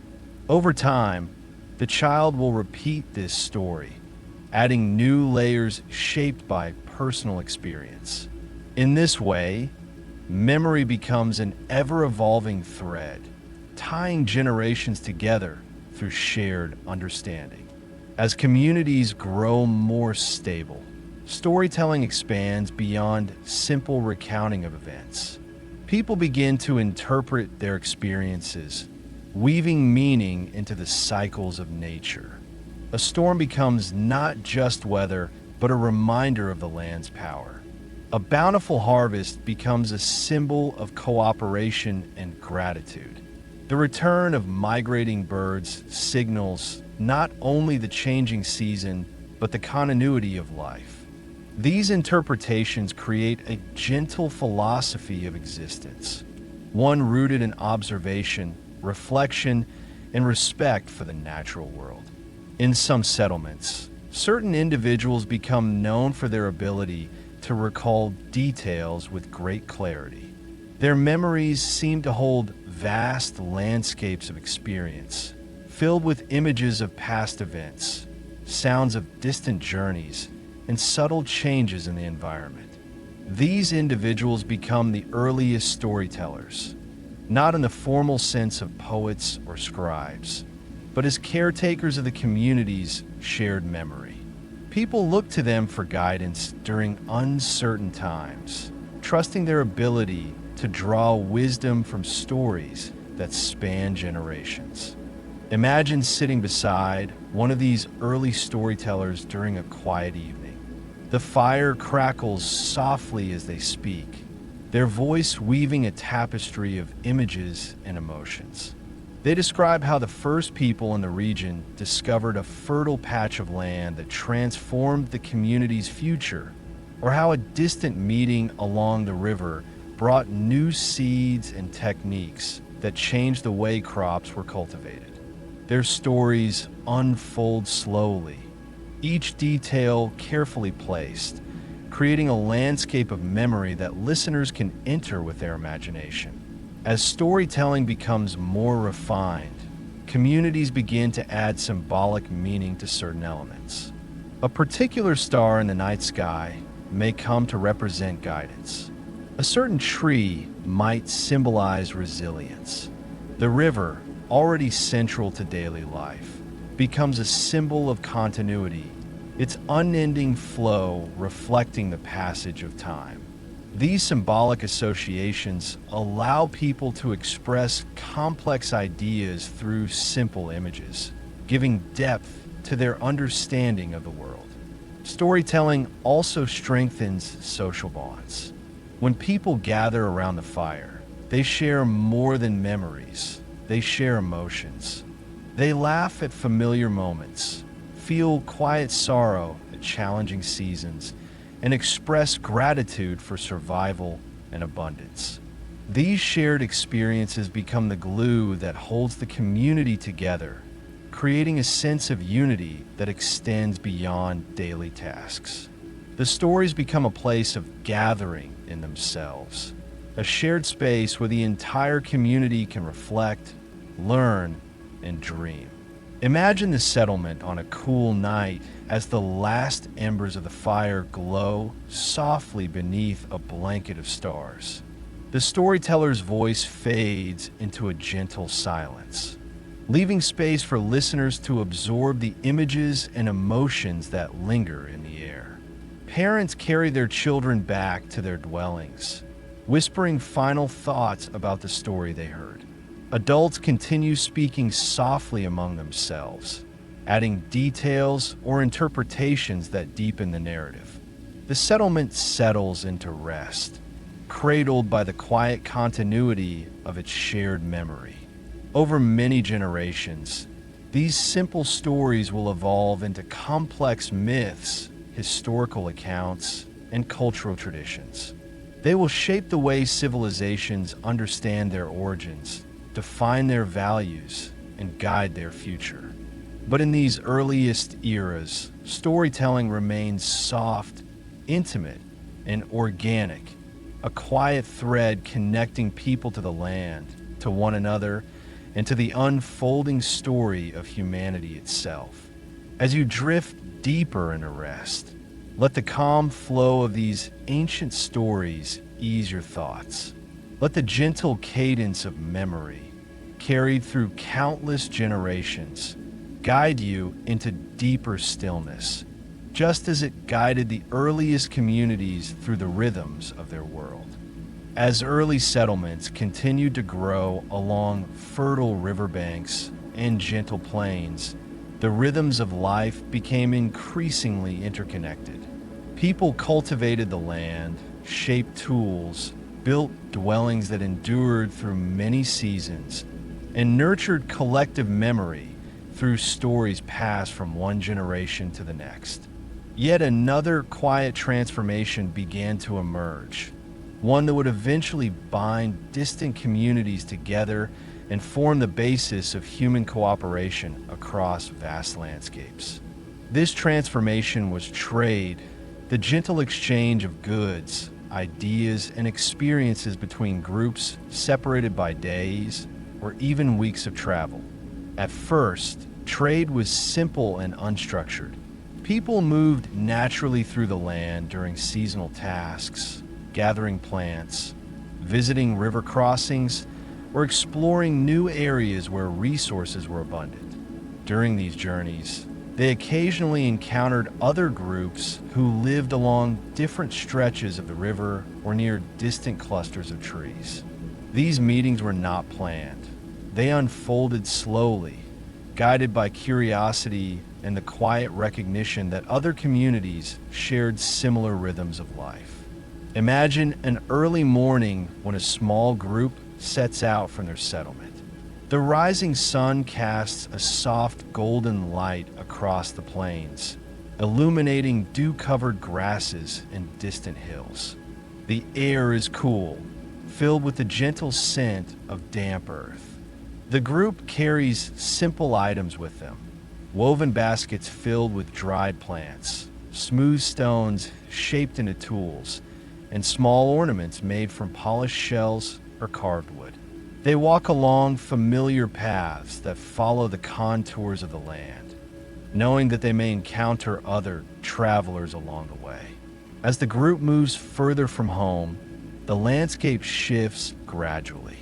The river curves into new shapes, the vegetation thickens or thins, and the sounds of the environment change subtly with distance. After many hours, they notice smoke rising above a cluster of trees, a sign of another settlement.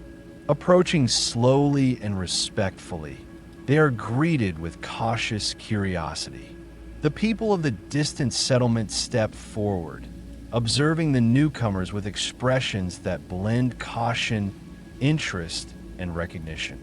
Though they do not share a common language beyond gestures, the intention of peace is clear. The first exchanges are simple. One group offers polished stones that can be shaped into sharp tools. The other offers woven baskets made from reeds that do not grow in the first settlement's region. The people examine these objects with quiet wonder, feeling their textures, testing their usefulness, and admiring the craftsmanship. The exchange is not measured or negotiated. It unfolds naturally, guided by intuition and the desire to share resources that may improve daily life. Over time, these encounters become more deliberate.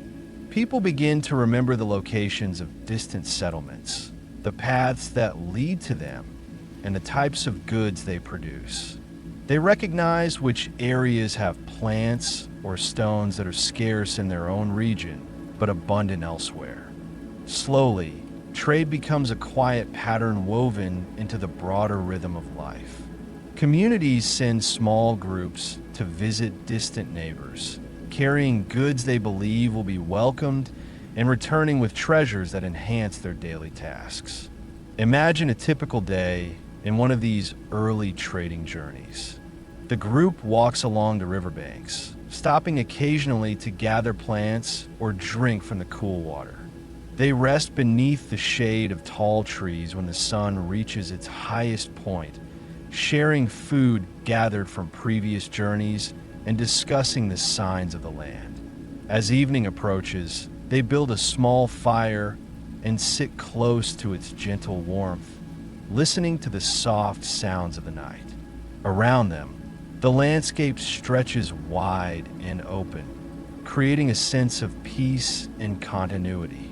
These journeys become more than opportunities to trade. They are also times of reflection, connection, and quiet exploration. As trade grows, communities begin to specialize in certain crafts. One settlement may become known for its finely woven baskets, another for sharp tools crafted from high-quality stone, and another for early pottery shaped with care and decorated with simple patterns. These specializations foster purpose and identity, giving each community a sense of pride in the objects they create. Over generations, families pass down their skills, refining techniques and adding subtle improvements. These objects become symbols of their region, valued by distant communities who appreciate the craftsmanship and effort they represent. Trade also becomes a vehicle for sharing knowledge. When groups meet, they exchange more than goods.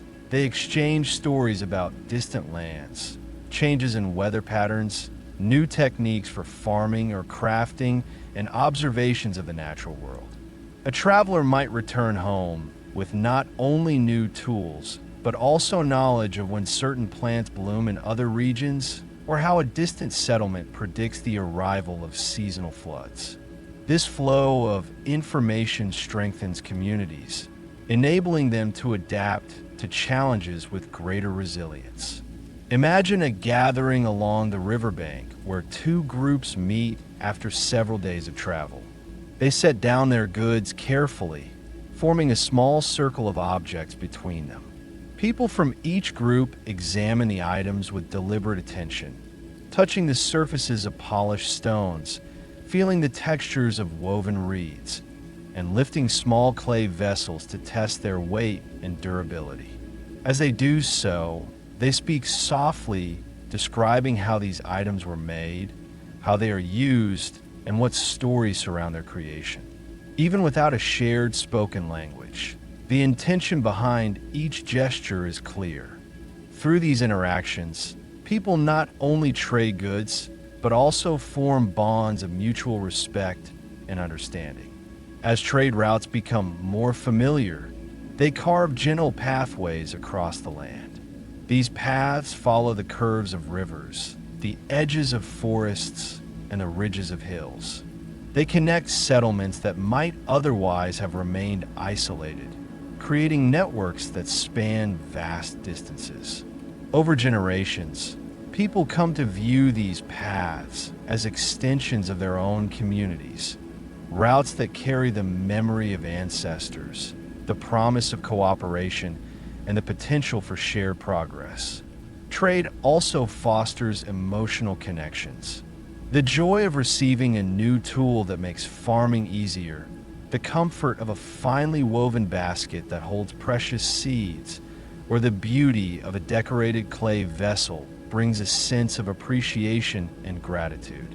People begin to associate distant communities with these feelings, recognizing that they share the same desires, challenges, and hopes. This emotional resonance strengthens the bonds formed through trade, laying the groundwork for future cooperation on a larger scale. Imagine the settlement at sunset after a group has returned from a trading journey. Families gather near the fire to examine the new items brought back. Children run their hands across unfamiliar textures, marveling at the smoothness of polished wood or the intricate patterns woven into a basket. Adults listen attentively as the travelers describe the distant landscapes they saw, the people they met, and the stories they heard. The settlement feels richer, not only in material goods, but in the shared experience brought back by those who journeyed beyond its boundaries. As centuries pass, these early trade networks will evolve into vast systems of exchange that connect entire regions and support the rise of great civilizations. But in these early eras, trade remains gentle, organic, and rooted in the rhythms of daily life. It reflects a simple truth that people, even in the earliest stages of civilization, understood the value of connection, cooperation, and shared understanding. As you drift deeper into rest, let the quiet flow of ancient trade ease your thoughts. Imagine the gentle movement of travelers along the river's edge, the soft exchanges between distant communities, and the shared stories carried across landscapes, each one a reminder of humanity's earliest pathways toward unity. As communities continue to grow, shaped by agriculture, craftsmanship, storytelling, and networks of trade, a subtle but meaningful change began to unfold within their social structure. Until this point, life had been guided primarily by cooperation and shared responsibility. Decisions were made collectively, shaped by the knowledge passed through families and the rhythms of nature. But as settlements expanded, as tasks became more varied, and as interactions with distant groups grew more frequent, the need for gentle forms of guidance emerged. This marked the quiet beginning of early leadership, not born from dominance or authority, but from wisdom, experience, and the trust of the community. In the earliest stages, leadership did not take the form of rulers or chiefs. Instead, certain individuals naturally became sources of direction. They were people who observed the land with exceptional clarity, who understood the cycles of the seasons, who could predict changes in weather, or who recognized patterns in animal behavior. Others were skilled in nurturing plants, crafting tools, or interpreting the river's subtle signs. These individuals earned the quiet respect of their communities, not through command, but through reliability and steady presence. Imagine a morning within such a settlement, where the air is still cool from the night and the soft light of dawn stretches across the fields. A group gathers near the riverbank, preparing to decide whether to plant a new area or allow it to rest for a season. Among them stands a person whose knowledge of the soil is trusted by many. They kneel to examine the ground, touching the fine grains of soil between their fingers, noticing its moisture, its density, and its scent. They speak gently, offering insights based on years of observation. Their voice does not rise above the others. Instead, it blends into the conversation, guiding the community through quiet wisdom. This form of leadership is rooted in service. Those who guide the community do so because their experience benefits everyone. They do not hold power over others, nor do they command obedience. Instead, they provide stability during periods of uncertainty, helping the community navigate challenges with calm and deliberate choices. Their presence reassures others, offering confidence during flood seasons, droughts, or unexpected changes in the environment. As settlements grow larger, the need for organization deepens. Certain tasks must be performed at specific times, and cooperation becomes essential for maintaining shared resources. Irrigation channels must be kept clear, storage areas must be monitored, and fields must be prepared before the arrival of new seasons. To coordinate these tasks, communities begin to rely on individuals who demonstrate reliability and foresight. These early organizers are not leaders in the modern sense. They are facilitators, people who ensure that the efforts of the community flow smoothly and harmoniously. Imagine a group of individuals gathered beneath the shade of a large tree near the center of the settlement. They discuss the state of the crops, the cleanliness of the water sources, and the availability of tools. Their voices are calm and measured, reflecting a shared commitment to the well-being of everyone in their community. As they speak, others listen quietly, knowing that these individuals have earned their trust through years of consistent care and thoughtful decision-making. Their guidance is not imposed. It is welcomed because it reflects the collective desire for stability and balance. Leadership also begins to emerge within the realm of storytelling and memory. Certain elders, gifted with clear recall and a deep understanding of the past, become the keepers of communal wisdom. They preserve the stories of great floods, bountiful harvests, distant journeys, and important encounters with other settlements. Their voices hold the continuity of the community's identity, shaping not only how people understand their past, but how they prepare for their future. These elders guide, not with instruction, but with stories that carry lessons subtly woven into their narratives. As communities continued to grow, shaped by agriculture, craftsmanship, storytelling, and networks of trade, a subtle but meaningful change began to unfold within their social structure. Until this point, life had been guided primarily by cooperation and shared responsibility. Decisions were made collectively, shaped by the knowledge passed through families and the rhythms of nature. But as settlements expanded, as tasks became more varied, and as interactions with distant groups grew more frequent, the need for gentle forms of guidance emerged. This marked the quiet beginning of early leadership, not born from dominance or authority, but from wisdom, experience, and the trust of the community. In the earliest stages, leadership did not take the form of rulers or chiefs. Instead, certain individuals naturally became sources of direction. They were people who observed the land with exceptional clarity, who understood the cycles of the seasons, who could predict changes in weather, or who recognized patterns in animal behavior. Others were skilled in nurturing plants, crafting tools, or interpreting the river's subtle signs. These individuals earn the quiet respect of their communities, not through command, but through reliability and steady presence. Imagine a morning within such a settlement, where the air is still cool from the night and the soft light of dawn stretches across the fields.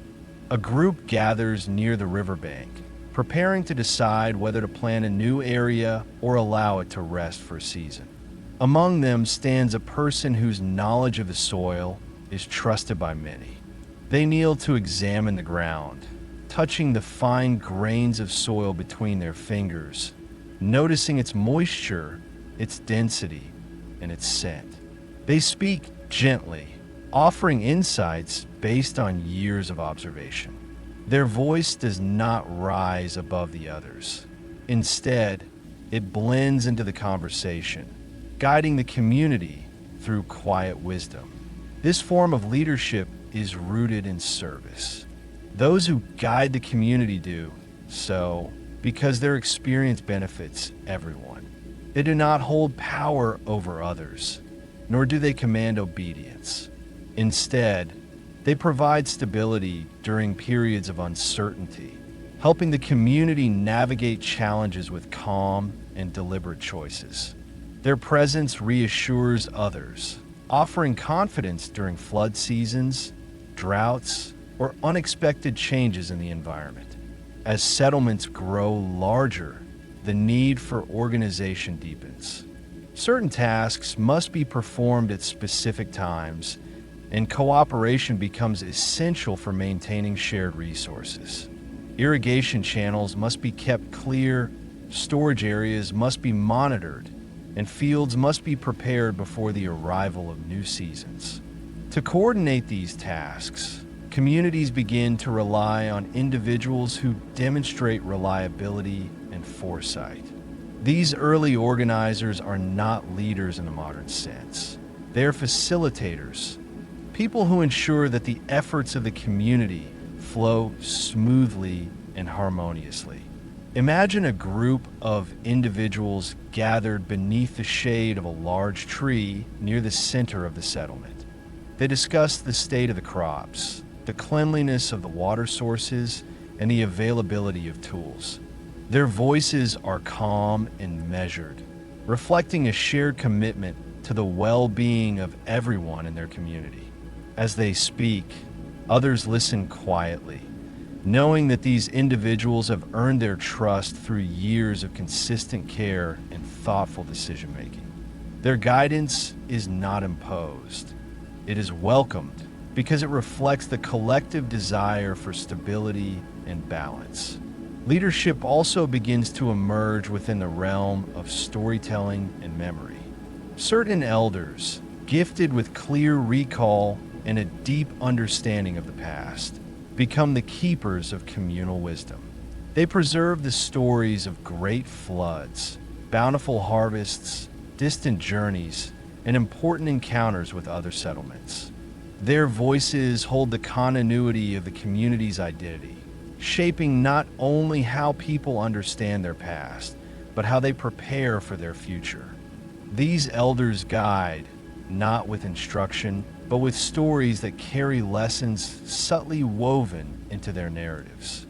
Imagine an evening gathering around a softly glowing fire.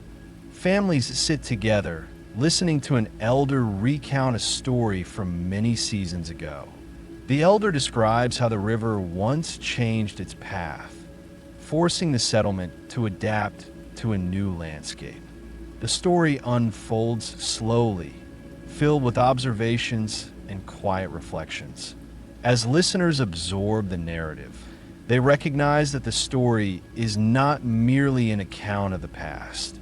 It is guidance for navigating uncertainty in their own time. In this way, leadership becomes intertwined with memory, shaped by the wisdom of those who have witnessed many seasons. Another form of early leadership appears within trade and exploration. Certain individuals develop a talent for navigating long distances, reading subtle signs in the land, and building relationships with distant communities. These travelers carry goods, stories, and knowledge across vast landscapes, acting as bridges between settlements. Their ability to interact peacefully with unfamiliar groups becomes vital for maintaining harmony and expanding the network of cooperation.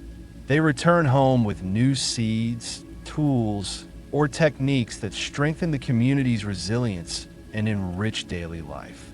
Imagine one such traveler returning after many days of journeying along the river.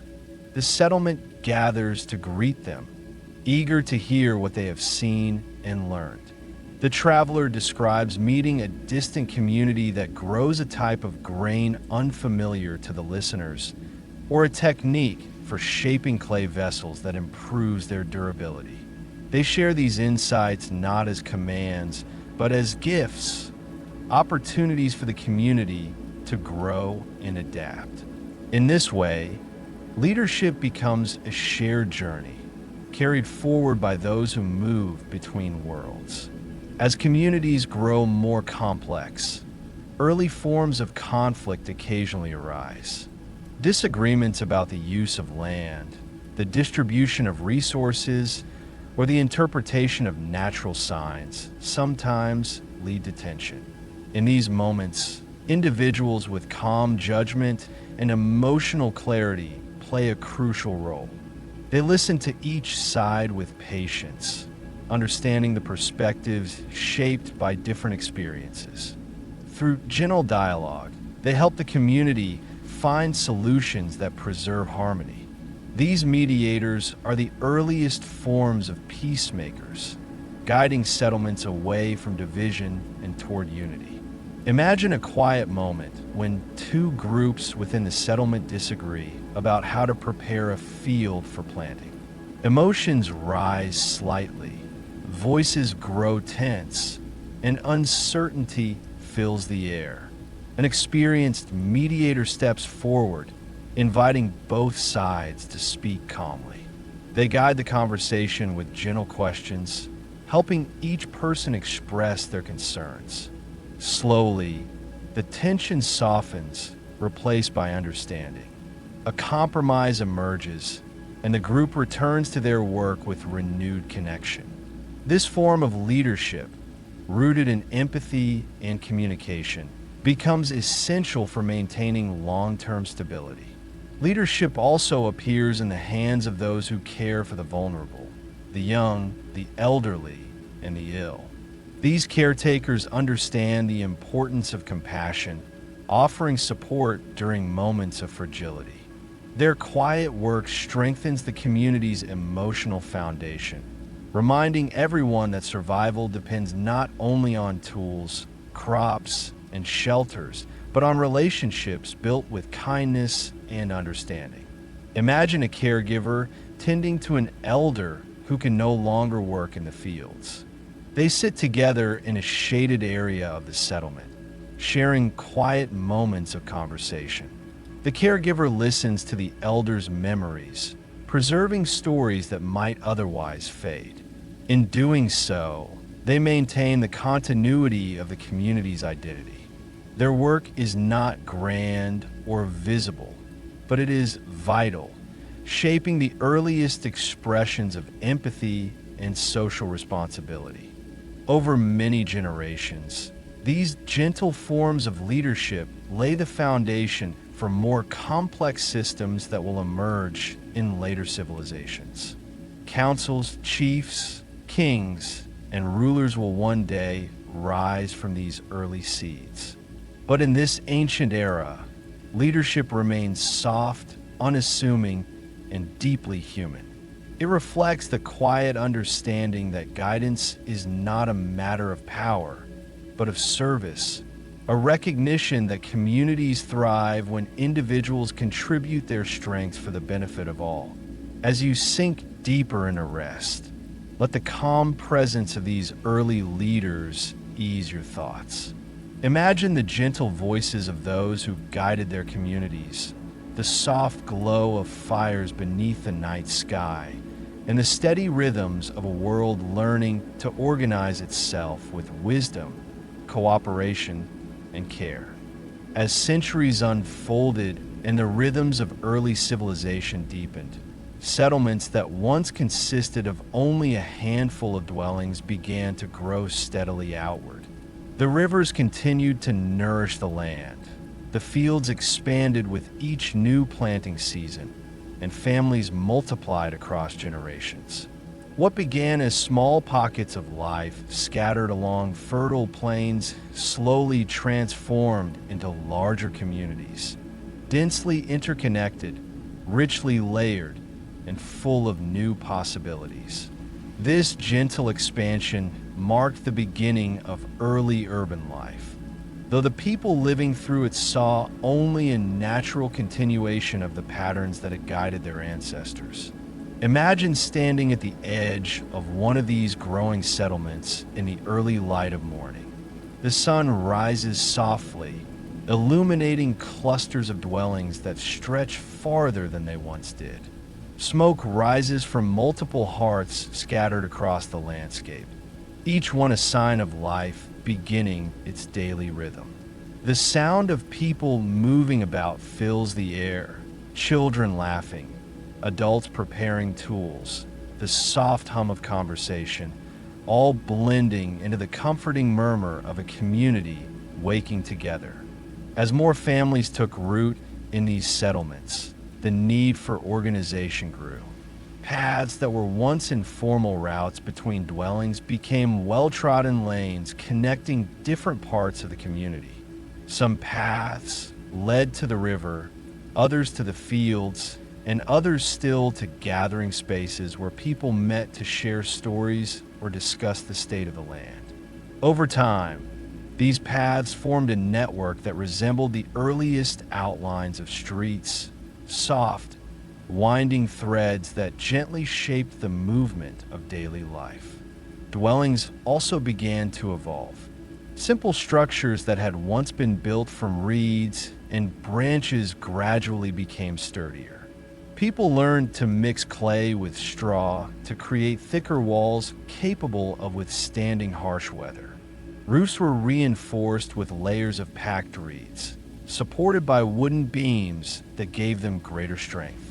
Some dwellings expanded into multi-room structures, accommodating larger families or creating designated spaces for food storage, tool making, or quiet rest. These changes reflected not only practical needs, but a growing appreciation for comfort and permanence. Imagine walking through these early neighborhoods at midday. The sun is high, casting warm light across the settlement. The dwellings vary in size and shape, each reflecting the skills and preferences of the families who built them. Some have open courtyards where children play and adults work on daily tasks. Others are surrounded by small gardens where herbs and vegetables grow. The air carries the scent of clay, earth, and the faint aroma of cooking fires. The settlement feels alive, humming with the steady flow of people moving through their routines. As the population grew, certain areas naturally developed into communal spaces. These might be open clearings where people gathered to share meals or discuss important matters, or sheltered areas where tools were crafted or food was prepared. Over generations, these spaces became the heart of the settlement, places where decisions were made, stories were told, and relationships were strengthened. They reflected a shift in social life, where community gatherings became essential for maintaining harmony and cooperation. With more people living in one place, new forms of cooperation emerged. Tasks that once could be handled by small groups now required coordinated effort from many individuals. Fields needed more hands to prepare and harvest crops. Irrigation systems required regular maintenance, and storage areas needed to be monitored to ensure that food remained safe through changing seasons. These shared responsibilities encouraged deeper social bonds, reinforcing the importance of unity and communication within the settlement. Imagine a group of people working together to clear an irrigation channel. They stand knee-deep in the cool water, using wooden tools to remove silt and debris that have accumulated over the months. Their movements are steady and rhythmic, shaped by the familiarity of the task. Conversations flow naturally between them. Comments about the weather, reflections on the growth of crops, and quiet humor that eases the weight of the work. These shared moments strengthen the sense of belonging that defines early urban life. As settlements expanded, new patterns of trade began to emerge. Rather than relying solely on distant journeys along the river, people began exchanging goods within their own community. Specialized craftspeople set up areas where they shaped tools, pottery, or woven goods, and others visited these locations to trade their harvests or surplus items. This informal marketplace became one of the first signs of urban organization, a gathering place shaped not by walls or structures, but by the natural movement of people seeking goods and sharing resources. Imagine a typical day in this early marketplace. The air is filled with the soft sounds of conversation and the gentle clatter of pottery, tools, and baskets being handled. A potter displays newly shaped vessels, their surfaces smooth and decorated with subtle patterns. A farmer arrives with baskets of grain, carefully measured and neatly arranged. A toolmaker demonstrates the sharpness of a newly crafted blade, allowing others to test its edge. These exchanges create a sense of vibrancy within the settlement, reflecting the growing diversity of skills and resources.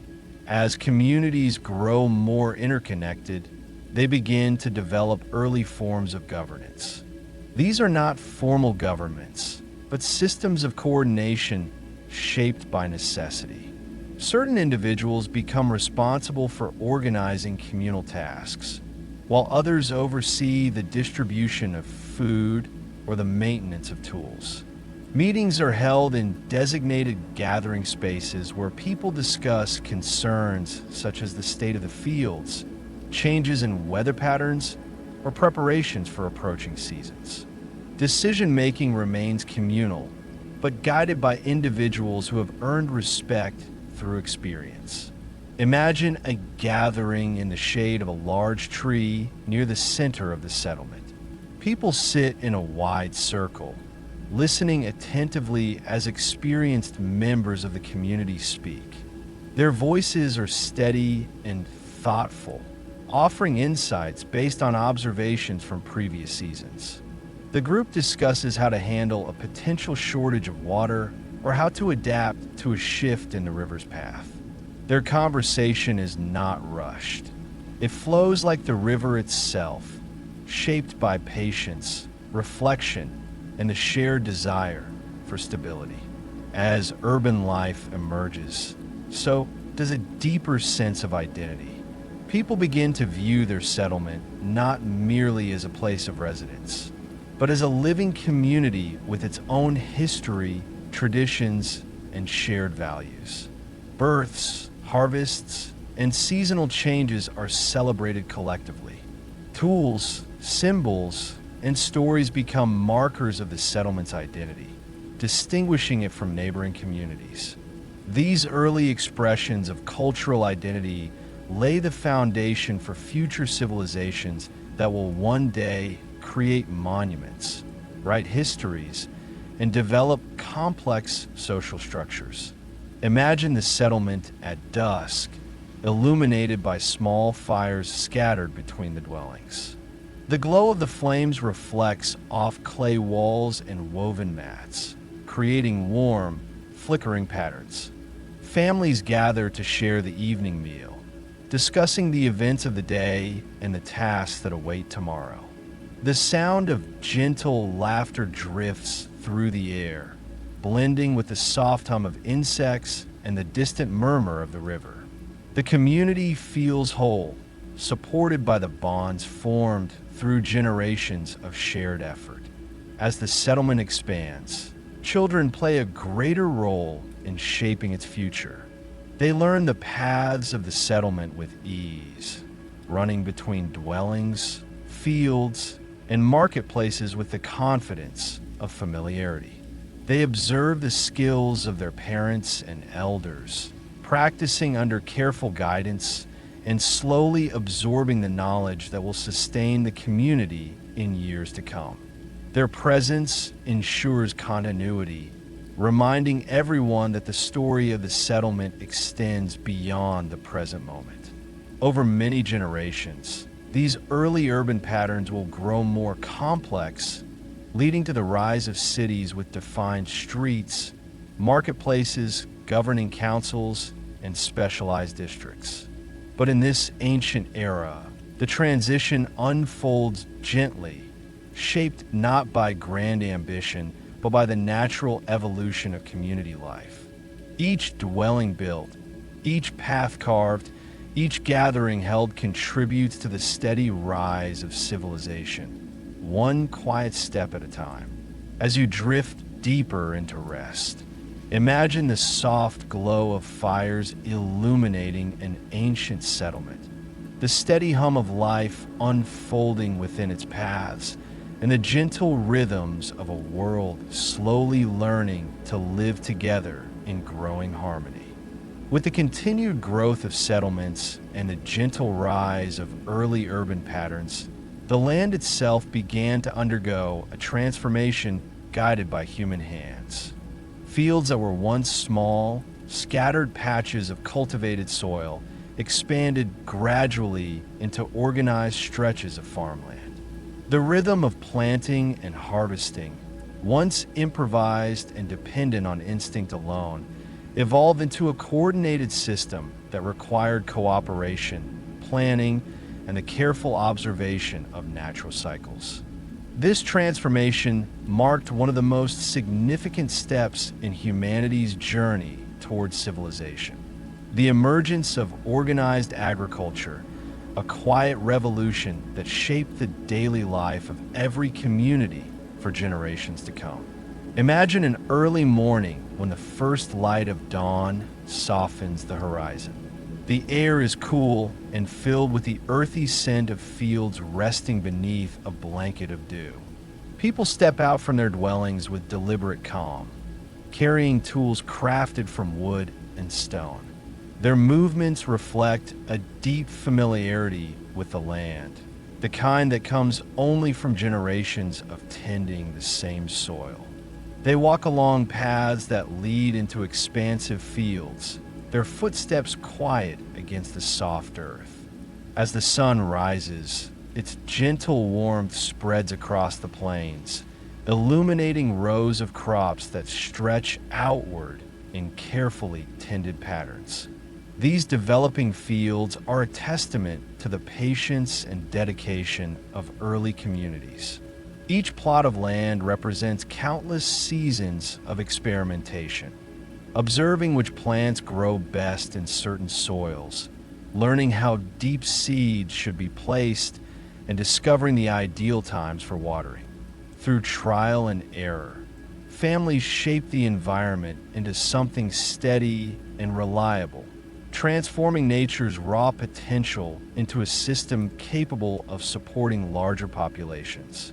In these early agricultural landscapes, cooperation becomes essential.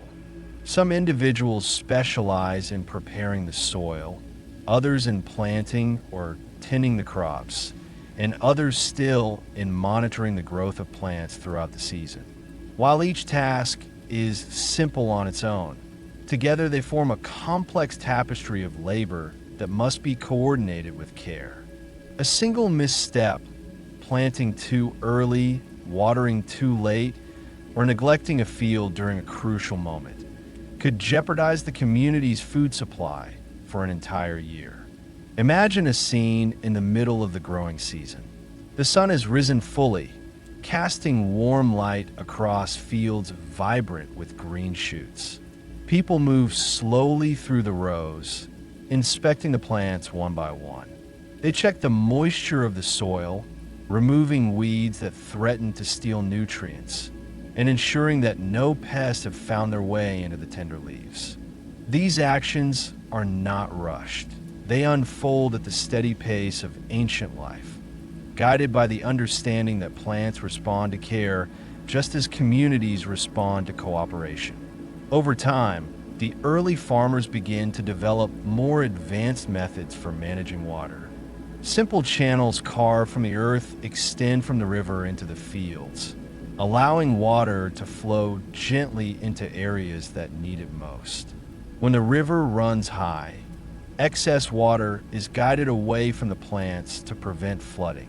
When it runs low, water is rationed carefully so that each area receives enough nourishment to sustain growth. These irrigation practices mark one of the earliest expressions of engineering, small in scale, yet monumental in impact. Imagine the riverbank on a warm afternoon, where several individuals work together to clear a channel blocked by silt. They stand ankle deep in the cool water, using smooth stones and wooden tools to redirect the flow. As they work, the water begins to move more freely, trickling into fields farther downstream. The group pauses for a moment to observe the results, their expressions calm and satisfied. Through these efforts, they maintain a delicate balance that allows the land to flourish season after season. As agricultural practices become more refined, communities begin to store surplus food for the first time. Clay vessels filled with grains and dried plants are placed in designated storage rooms where they remain cool and safe from pests. These surpluses offer security during difficult seasons, allowing communities to thrive even when the land yields less than expected. The ability to store food marks a turning point in human life, shifting the focus from survival to planning, from reacting to preparing. Imagine entering one of these early storage rooms. The air is cool and carries the faint scent of dried grains. Clay vessels line the walls in neat rows, each one carefully sealed to protect its contents. The room feels peaceful, illuminated by soft rays of light filtering through narrow openings in the walls. It represents not only nourishment but stability, a testament to the community's ability to work together and think beyond the present moment. The organization of agriculture also influences social structure. Certain families become known for their skill in cultivating specific crops, while others excel in maintaining irrigation channels or crafting tools used in the fields. These specializations strengthen the community, encouraging deeper cooperation and creating a sense of shared responsibility. People recognize that their survival depends on the harmony between each individual's efforts, fostering mutual respect and unity. Imagine a gathering at the end of harvest season. The air is filled with quiet celebration as families bring baskets of grains, roots, and fruits to a communal area. They arrange their harvests with care, creating a kind of living tapestry that reflects the collective efforts of the community. Elders speak softly, offering gratitude for the abundance, while children observe the scene with wide, curious eyes. This gathering marks not only the end of the growing season, but the continuation of a tradition that binds the community together. As the population grows and the fields expand, new challenges arise. The land must be carefully managed to prevent exhaustion. Irrigation systems must be maintained with increasing precision, and storage methods must evolve to accommodate larger harvests. Communities respond to these challenges with quiet adaptability, learning from each season and refining their methods with patient wisdom. These gentle adjustments become the foundation of agricultural knowledge that will one day support entire civilizations. Imagine a moment of quiet reflection at the edge of a field during the closing days of the season. The sky is painted with the warm colors of late afternoon, and the land glows softly beneath the fading light. A farmer stands among the rows of plants, observing the subtle signs that indicate the readiness of the harvest. The rustle of dry leaves, the weight of the grain in the stalks, and the soft hush of the wind all speak to the farmer, offering guidance shaped by years of experience. This connection between people and the land becomes one of the most enduring bonds in human history. As agriculture becomes more sophisticated, communities gain the stability needed to explore other aspects of life. People begin to craft more elaborate tools, develop artistic expressions, and deepen their spiritual interpretations of the natural world. The quiet revolution of organized agriculture provides the foundation for these developments, enabling humanity to move beyond the immediacy of survival and into the broader landscape of culture and civilization. As you drift deeper into rest, imagine the soft, rhythmic sounds of ancient fields, the rustling of leaves, the flowing of water, the quiet footsteps of people tending the land. Let these images settle your thoughts and guide you gently towards sleep. Just as the earliest farmers once found comfort in the harmony between their hands, their community, and the earth. The organization of agriculture also influences social structure. Certain families become known for their skill in cultivating specific crops, while others excel in maintaining irrigation channels or crafting tools used in the fields. These specializations strengthen the community, encouraging deeper cooperation and creating a sense of shared responsibility. People recognize that their survival depends on the harmony between each individual's efforts, fostering mutual respect and unity. Imagine a gathering at the end of harvest season. The air is filled with quiet celebration as families bring baskets of grains, roots, and fruits to a communal area. They arrange their harvests with care, creating a kind of living tapestry that reflects the collective efforts of the community. Elders speak softly, offering gratitude for the abundance, while children observe the scene with wide, curious eyes. This gathering marks not only the end of the growing season, but the continuation of a tradition that binds the community together. As the population grows and the fields expand, new challenges arise. The land must be carefully managed to prevent exhaustion. Irrigation systems must be maintained with increasing precision, and storage methods must evolve to accommodate larger harvests. Communities respond to these challenges with quiet adaptability, learning from each season and refining their methods with patient wisdom. These gentle adjustments become the foundation of agricultural knowledge that will one day support entire civilizations. Imagine a moment of quiet reflection at the edge of a field during the closing days of the season. The sky is painted with the warm colors of late afternoon, and the land glows softly beneath the fading light. A farmer stands among the rows of plants, observing the subtle signs that indicate the readiness of the harvest. The rustle of dry leaves, the weight of the grain in the stalks, and the soft hush of the wind all speak to the farmer, offering guidance shaped by years of experience. This connection between people and the land becomes one of the most enduring bonds in human history. As agriculture becomes more sophisticated, communities gain the stability needed to explore other aspects of life.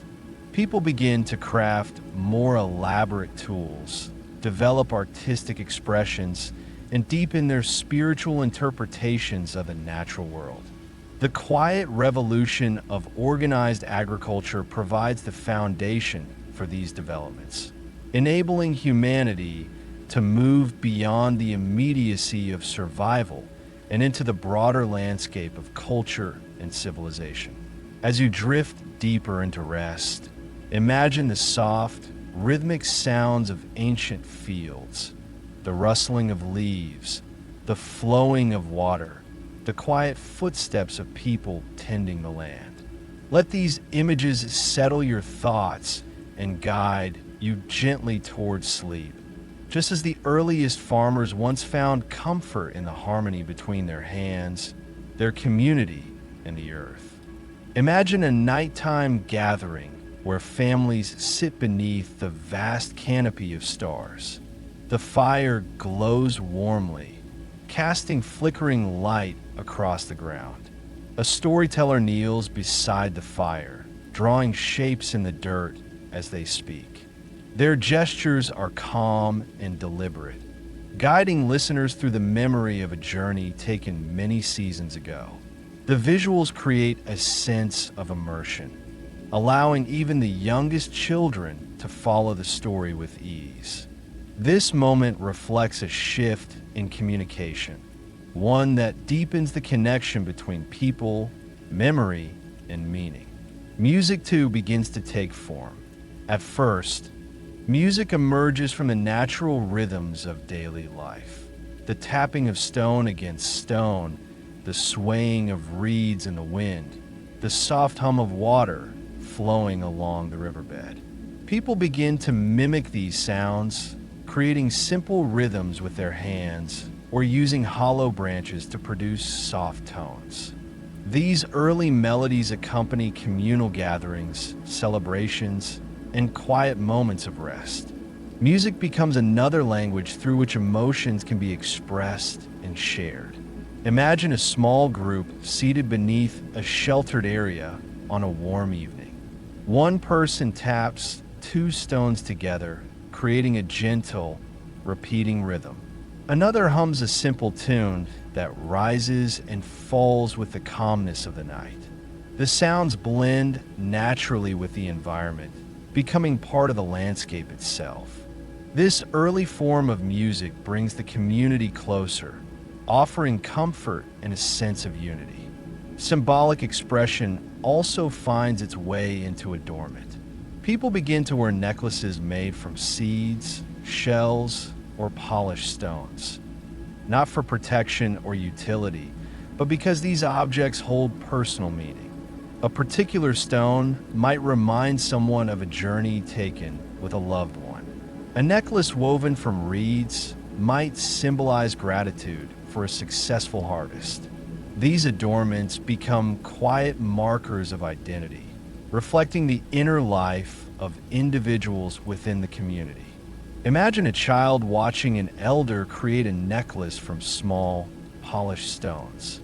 The elder explains the significance of each stone, their colors, their shapes, and the memories they carry. As the child listens, they begin to understand that objects can hold meaning beyond their physical form. In this way, the earliest forms of symbolic thought take root, shaping the emotional landscape of the community.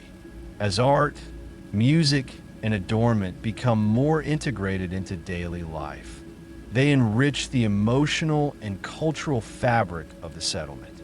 People find new ways to express joy, sorrow, gratitude, and hope.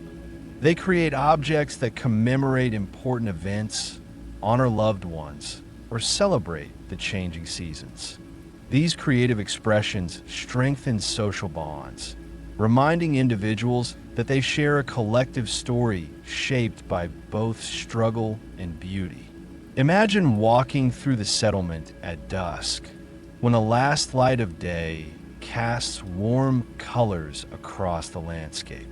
In the distance, you see decorated pottery drying in the sun, each vessel bearing patterns that tell a silent story. You hear the faint sound of rhythmic tapping as someone practices a simple melody. You notice children drawing shapes in the dirt, their faces calm and focused. This environment reflects the deep enrichment brought by early art, an enrichment that transforms survival into expression and daily life into something meaningful and shared. These early artistic expressions lay the foundation for future civilizations that will one day create sculptures, paintings, monuments, and written languages. But in this ancient era, art remains humble, organic, and deeply connected to the rhythms of nature. It forms the earliest bridge between the human mind and the external world, offering comfort, identity, and a sense of continuity across generations. As you drift deeper into calm, let the quiet creativity of these early communities soften your thoughts. Imagine the soft movement of hands shaping clay, the gentle repetition of musical rhythms, and the patterns drawn in earth beneath a star-filled sky. Each one a reminder of humanity's timeless desire to express, create, and find beauty in the world. As settlements grew into larger, more interconnected communities, something subtle and deeply human began to strengthen beneath the surface of daily life. It was not tied to tools, crops, trade routes, or dwellings, though all of these shaped the world around them. Instead, it unfolded within the space between people. The quiet expansion of social bonds, a deeper understanding of how individuals fit into the broader fabric of the community, and the emergence of shared responsibilities that extended beyond immediate families.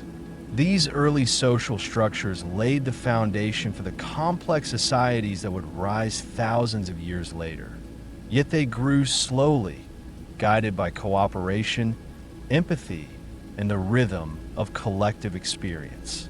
Imagine an early morning within one of these ancient settlements.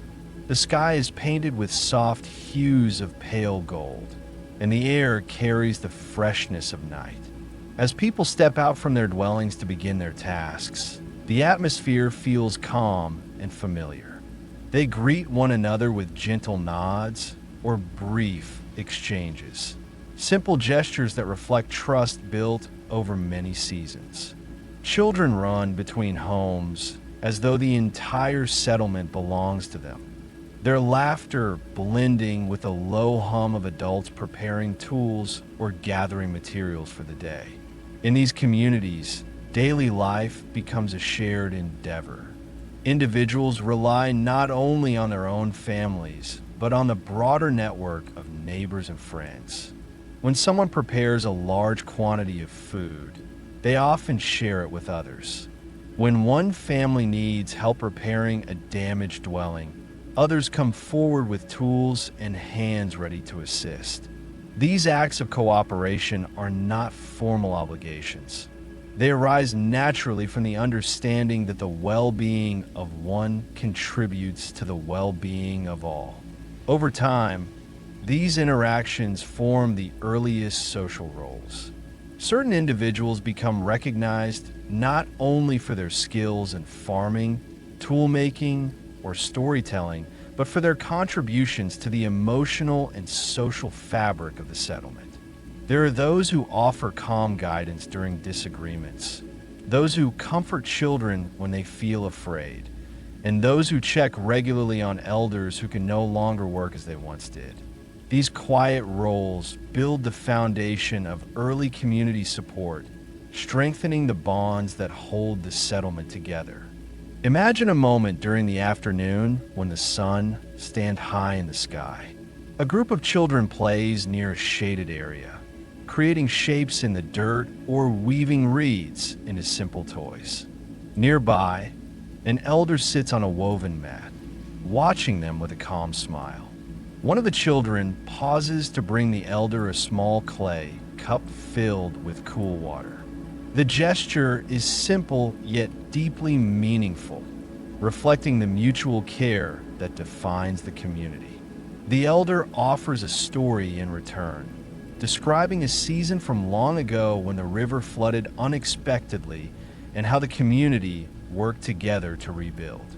The children listen quietly, absorbing both the narrative and the sense of belonging woven into every word.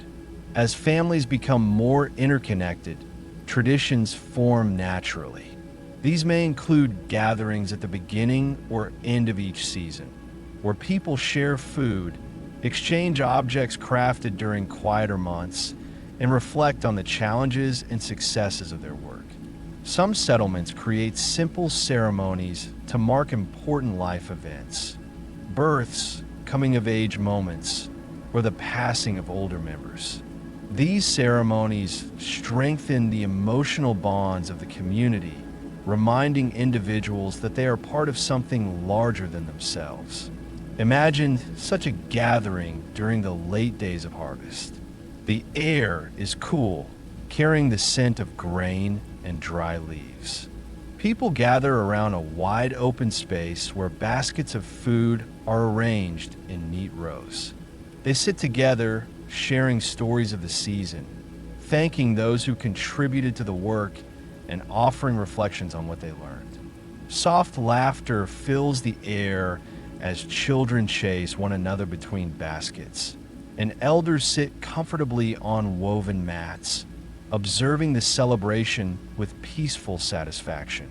The gathering feels timeless, shaped by cooperation and gratitude rather than formal rules. As the community grows, social networks extend beyond the boundaries of the settlement. Marriage or partnership between individuals from neighboring communities becomes a way of forging new connections, blending traditions, and strengthening cooperation between groups. These relationships encourage the exchange of knowledge, goods, and experiences, enriching both communities and creating a network of shared culture.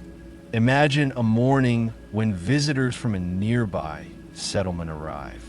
They travel along a familiar path by the river, carrying woven baskets filled with food and small handcrafted items.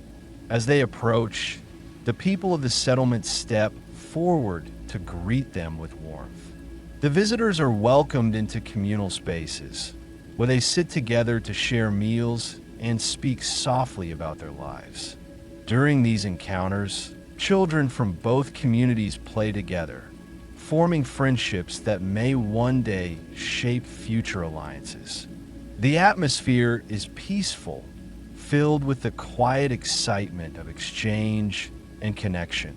These expanding social bonds also influence how the community responds to challenges.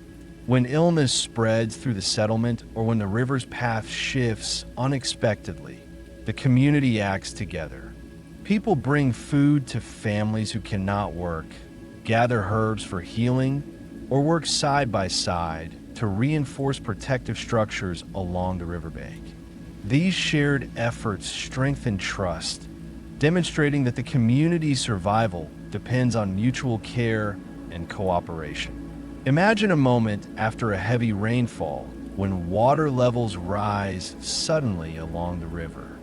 Families gather to observe the situation, noticing small areas of erosion near the fields. Without hesitation, groups form to repair the weakened areas.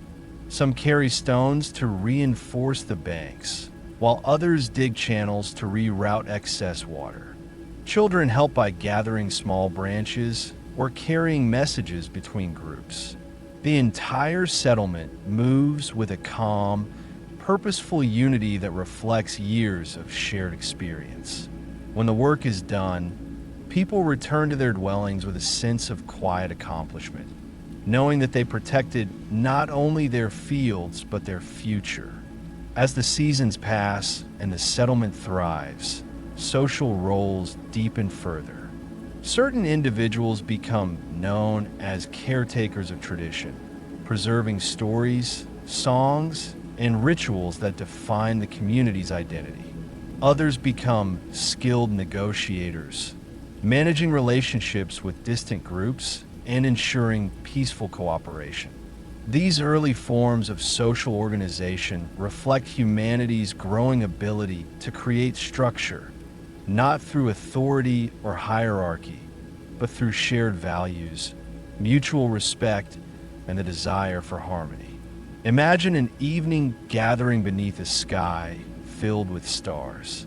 People sit in a wide circle around a softly glowing fire. A storyteller begins to speak, their voice calm and deliberate. They recount the origins of the settlement, describing how the first families arrived, built their homes, and shaped the land together. The story flows gently, weaving memory and imagination into a tapestry that anchors the community's sense of identity. As listeners absorb each word, they feel connected not only to one another, but to the generations that came before.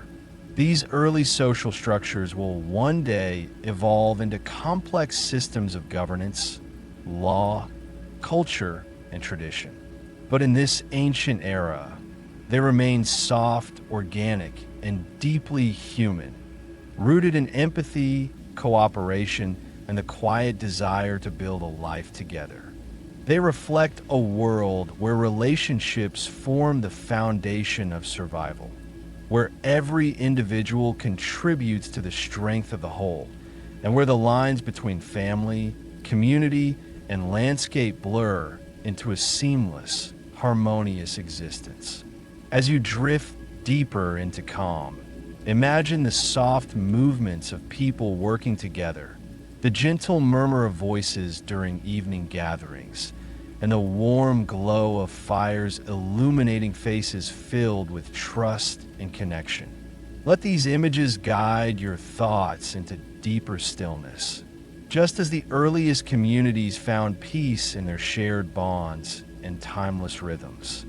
As communities continued to expand and social bonds deepened through generations of shared living, a new and subtle development began to take shape within the fabric of daily life.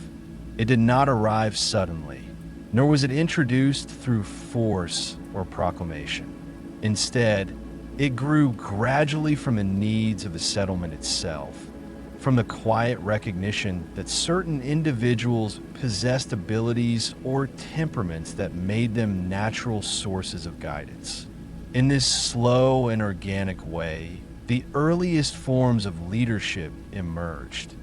Leadership not defined by power, but by trust, memory, and the gentle wisdom of experience. Imagine the settlement on a calm afternoon, when the sun rests high above the fields and the air carries the warmth of the season. People move unhurriedly through their routines. Some tend to crops, others work on repairing dwellings, and a few gather near shaded areas to discuss the progress of irrigation channels. Within these conversations, certain voices gradually become central, not because they speak loudly, but because their words hold weight. These individuals listen carefully before offering their thoughts, drawing on years of observation and memory. Over time, the community begins to look toward them in moments of uncertainty. Leadership in this ancient era arises naturally from the rhythms of life. The individuals who guide others are not chosen through formal rituals or obligations. Their role grows from their qualities: patience, clarity, empathy, and the ability to steady emotions during difficult situations. Their presence brings calm. Their reflections help others see beyond immediate concerns. Because of this, the community gradually comes to rely on their perspective when important decisions must be made. Imagine an early evening gathering beneath a large tree near the heart of the settlement. Families sit in a wide circle, the light shifting softly as the sun lowers across the horizon. Several issues need to be discussed: the repair of a collapsed storage structure, the allocation of tools for the upcoming harvest, and the management of a newly discovered water channel that may become significant in future seasons. Many people share their observations, speaking with gentle sincerity, but when the experienced individuals offer their thoughts, the circle becomes quieter. Their voices flow with the calm confidence of someone who has lived through many cycles of change, and their guidance helps the group reach decisions that feel fair, balanced, and grounded. These early leaders do not rule, they support. Their role is not to command others, but to unify perspectives and ensure that decisions reflect the well-being of the entire community. They help resolve disagreements by encouraging patience and understanding. They remind individuals of past experiences that shed light on present challenges. They do not seek recognition. Instead, they carry an inner responsibility shaped by the trust others have placed in them. Imagine a situation where the river's path shifts slightly after heavy seasonal rains. The change is not catastrophic, but it affects the flow of water into certain fields. People gather to discuss how best to adapt, unsure whether to deepen an older channel or carve a new one. The experienced individuals observe the river carefully, kneeling beside the water's edge to study the speed and direction of the current. They touch the soil to feel its moisture, noting where it holds water easily and where it dries quickly. After thoughtful silence, they suggest a plan that will require coordinated effort but promises long-term stability. The community listens, discusses the suggestion with openness, and eventually agrees to proceed. The decision feels collective, shaped by many voices, but guided by the steady presence of those who carry the memory of the land. Over time, these patterns of guidance become woven into the identity of the settlement. People grow accustomed to seeking counsel before major undertakings, preparing new fields, building larger dwellings, establishing new trade routes, or navigating challenges with neighboring communities. The leaders do not stand above others. They stand among them, participating in daily tasks, offering help where needed, and maintaining the humility that sustains trust. Imagine one of these individuals at the end of a long day, sitting near a small fire outside their dwelling. Others approach quietly, not with urgency, but with the desire to share their thoughts. Someone seeks advice about a decision involving their family. Another wonders how best to preserve a new crop for the approaching season. These conversations unfold slowly, illuminated by the soft glow of firelight. The leader listens more than they speak, allowing others to hear their own concerns reflected back with clarity and reassurance. These moments deepen the bond between individuals and the community as a whole. Leadership also plays a role in maintaining harmony between settlements.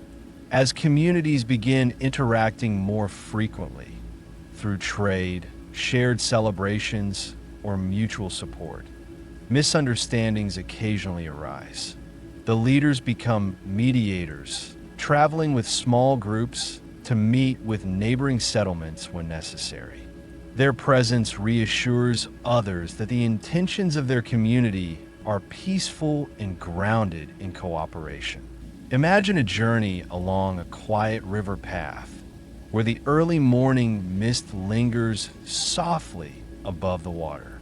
A small group travels with calm purpose, guided by an elder whose steady gait reflects years of experience. When they arrive at a nearby settlement, they greet its members with warmth, discuss shared concerns, and find resolutions that preserve harmony. These early diplomatic exchanges strengthen ties between groups, allowing communities to thrive without isolation. Within the settlement, leadership contributes to the development of early customs, values, and the unwritten principles that guide behavior. Leaders help preserve stories of past challenges, celebrating the efforts that ensured survival. They teach children not only the skills needed for daily life, but also the importance of patience, cooperation, and respect. Their presence becomes part of the emotional memory of the settlement, shaping how people understand themselves and their place in the world. Imagine a storytelling evening where the fire's soft glow illuminates faces gathered in a wide circle. A respected leader speaks slowly, recounting the origins of a tradition practiced during harvest season.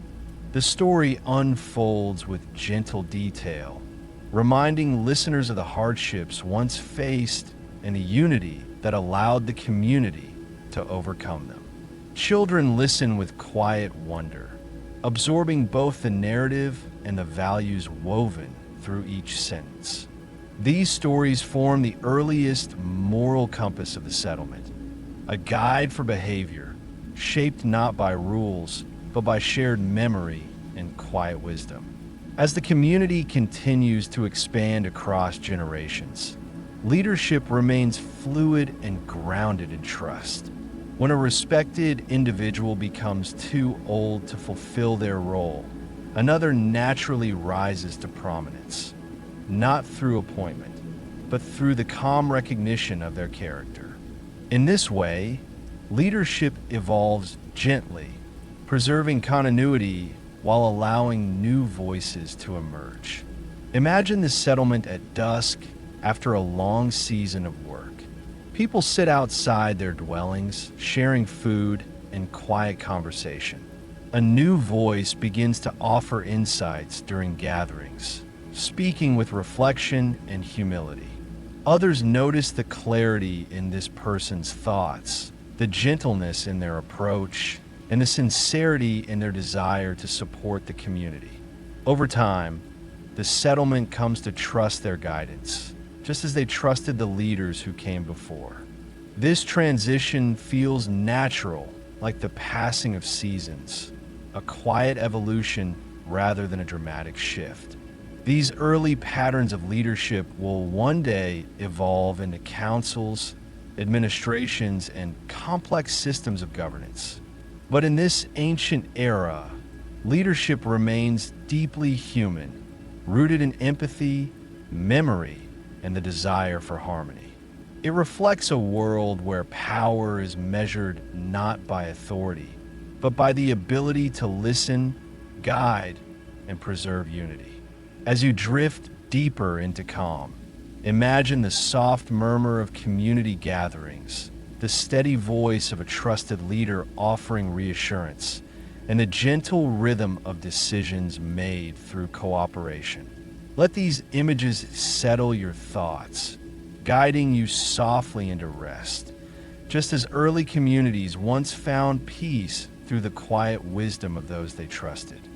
As the rhythms of early life deepened and communities became more organized in their fields, homes, and social structures, another slow transformation began to take form along the quiet paths that connected one settlement to another. It did not begin with grand caravans or ambitious journeys, nor with the desire for wealth. Instead, it arose from a simple recognition shared by neighboring groups, that each community possessed something unique, tools shaped by different hands, plants gathered from different environments, stories formed by different rivers and skies. In this gentle realization, the earliest forms of trade and exchange emerged, marking a new chapter in humanity's gradual rise toward interconnected civilization. Imagine a calm morning when mist hangs low above a wide plain, softening the shapes of distant trees and turning the world into a quiet, silvery landscape. Along a narrow path by the river, a small group begins walking from one settlement to another. They carry baskets woven carefully during quiet evenings, each filled with items made or gathered over many seasons. Polished stones used for grinding, clay vessels decorated with simple patterns, or small bundles of dried herbs known for their healing properties. Their pace is unhurried, guided by memory rather than urgency, and their steps follow a familiar route, shaped by countless journeys made by people long before them. When they arrive at the neighboring settlement, the atmosphere is warm and welcoming.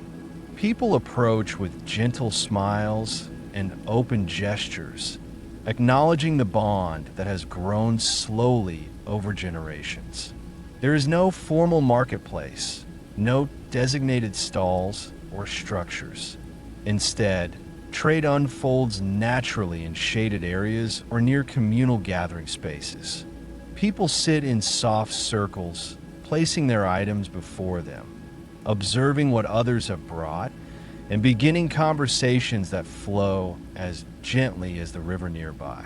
Each exchange is guided not by negotiation or competition, but by the quiet understanding that both communities benefit from sharing. Imagine one of these exchanges. A potter has brought a set of small vessels crafted with great care. Their surfaces carry patterns inspired by the movement of the wind across tall grasses. Another individual from the host settlement examines the vessels with appreciation, admiring the smooth texture and delicate design. In return, they offer a bundle of dried river plants known for their calming properties, explaining how they are prepared and used. The exchange feels balanced, guided by mutual respect and gratitude rather than calculation. Both individuals leave the gathering with something new, objects crafted by unknown hands, carrying the quiet energy of another community. These early exchanges broaden people's understanding of the world. Through trade, they encounter plants they have never seen, tools shaped with unfamiliar techniques, and stories from lands that lie beyond their regular paths. They learn about the habits of animals in distant regions, the patterns of rainfall in unfamiliar landscapes, and the subtle differences in how others till their soil or build their homes. Each interaction enriches their understanding of the world, expanding their sense of possibility. Imagine a quiet evening when traders return to their settlement. Families gather around them, eager to hear what they have seen. They describe the dwellings of the neighboring community, the patterns painted on their pottery, and the new techniques used to reinforce their irrigation channels. Children listen with bright curiosity, imagining distant landscapes they have never visited. These exchanges become part of the community's shared memory, inspiring new ideas and widening their collective imagination. Trade also deepens relationships between settlements. Over time, pathways become more defined as people travel regularly between communities. The journeys, though simple, foster familiarity and trust. Visitors are offered food and a place to rest. Hosts receive gifts and stories in return. These interactions strengthen social bonds, creating a network of peaceful alliances that support stability across regions. Imagine a moment when a group from one settlement arrives carrying woven baskets filled with grains from a particularly abundant harvest. They offer these baskets not as trade, but as a gesture of goodwill, helping their neighbors through a season when the river's shifting patterns made farming difficult. The gift is received with deep gratitude, and the bond between the two communities becomes even stronger. Such gestures create an emotional connection that goes beyond the exchange of goods. They establish a foundation of mutual care that extends across many generations. As trade becomes more common, people begin to specialize in certain crafts, recognizing that their skills are valued not only within their own settlement, but by others as well. Some become known for their pottery, shaping vessels with remarkable symmetry. Others excel at creating strong, flexible baskets woven from reeds gathered along the river. Some learn to craft lightweight tools that are highly sought after for their durability. This emerging specialization encourages creativity and craftsmanship, enriching the cultural life of early settlements. Imagine a craftsman shaping a stone blade with slow, deliberate movements. They know that this blade may one day be traded to a neighboring settlement, carried by someone who will use it for tasks far from home. As they polish the stone and adjust the handle, they think of the hands that will someday hold it. This quiet awareness gives new meaning to their work, connecting them to a wider world through the objects they create. Through these exchanges, settlements begin to influence one another in subtle ways. Patterns carved into pottery become shared symbols between communities.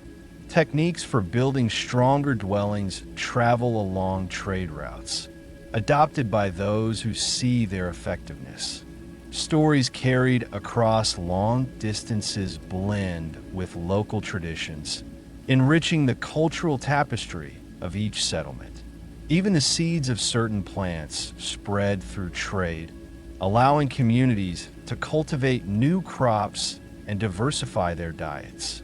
Imagine a moment at the start of planting season when a family prepares a small patch of soil. They hold seeds received from a distant settlement, marveling at their unfamiliar shape. As they place the seeds into the earth, they feel a connection to the people who cultivated them generations ago. When the plants eventually sprout, they will not only provide nourishment, but serve as a reminder of the relationships that helped shape their community. The gentle flow of trade also strengthens collective resilience. When one settlement experiences a poor harvest, another may offer surplus grains. When a community faces challenges caused by flooding or illness, neighboring groups may send tools, herbs, or skilled individuals to help. These acts of mutual support create a safety net that protects entire regions, ensuring that no community stand alone. Imagine a season when unexpected drought affects one settlement. The fields dry faster than expected, and harvests fall short. Before fear takes root, neighboring communities arrive with baskets of grains, tools for digging deeper irrigation channels, and experienced individuals who understand how to manage difficult seasons.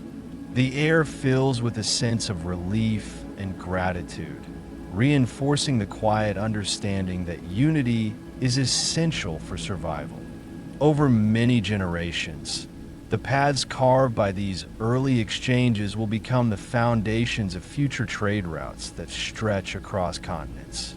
They will support the rise of cities, shape the growth of cultures, and influence the flow of knowledge throughout the ancient world. But in this gentle era, trade remains simple and human, an expression of curiosity, cooperation, and the desire to share the small wonders of daily life. As you drift deeper into rest, imagine the soft footsteps of travelers moving along an ancient river path, the quiet voices of people exchanging goods beneath the shade of trees, and the peaceful sense of connection woven between distant communities. Let these images settle your thoughts, guiding you gently toward calm, just as early trade once brought harmony and unity to the world's first settlements. As early settlements flourished and daily life grew more stable through cooperation, agriculture, craftsmanship, and gentle trade, something even deeper began to take shape within the minds and hearts of ancient communities. It did not emerge suddenly, nor did it carry the structure that later civilizations would build around it. Instead, it arose gradually from the simple act of noticing, from observing the cycles of nature, feeling the passage of time, reflecting on mysteries of birth and loss, and sensing patterns that seem to connect all elements of the world. In this soft, unfocused awareness, the first seeds of spiritual meaning took root, forming a quiet foundation for humanity's earliest understanding of the unseen. Imagine an early morning when the sun rises slowly over the plains, bathing the land in a warm, golden glow. A thin layer of mist clings to the river, drifting gently across the water surface.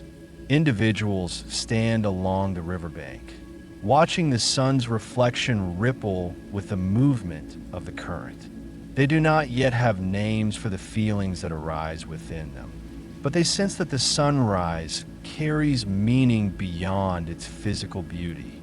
It marks a new beginning, a fresh cycle, a quiet reminder that life unfolds in patterns far greater than the reach of human hands. These early experiences form the foundation of spiritual awareness. People observe the world carefully.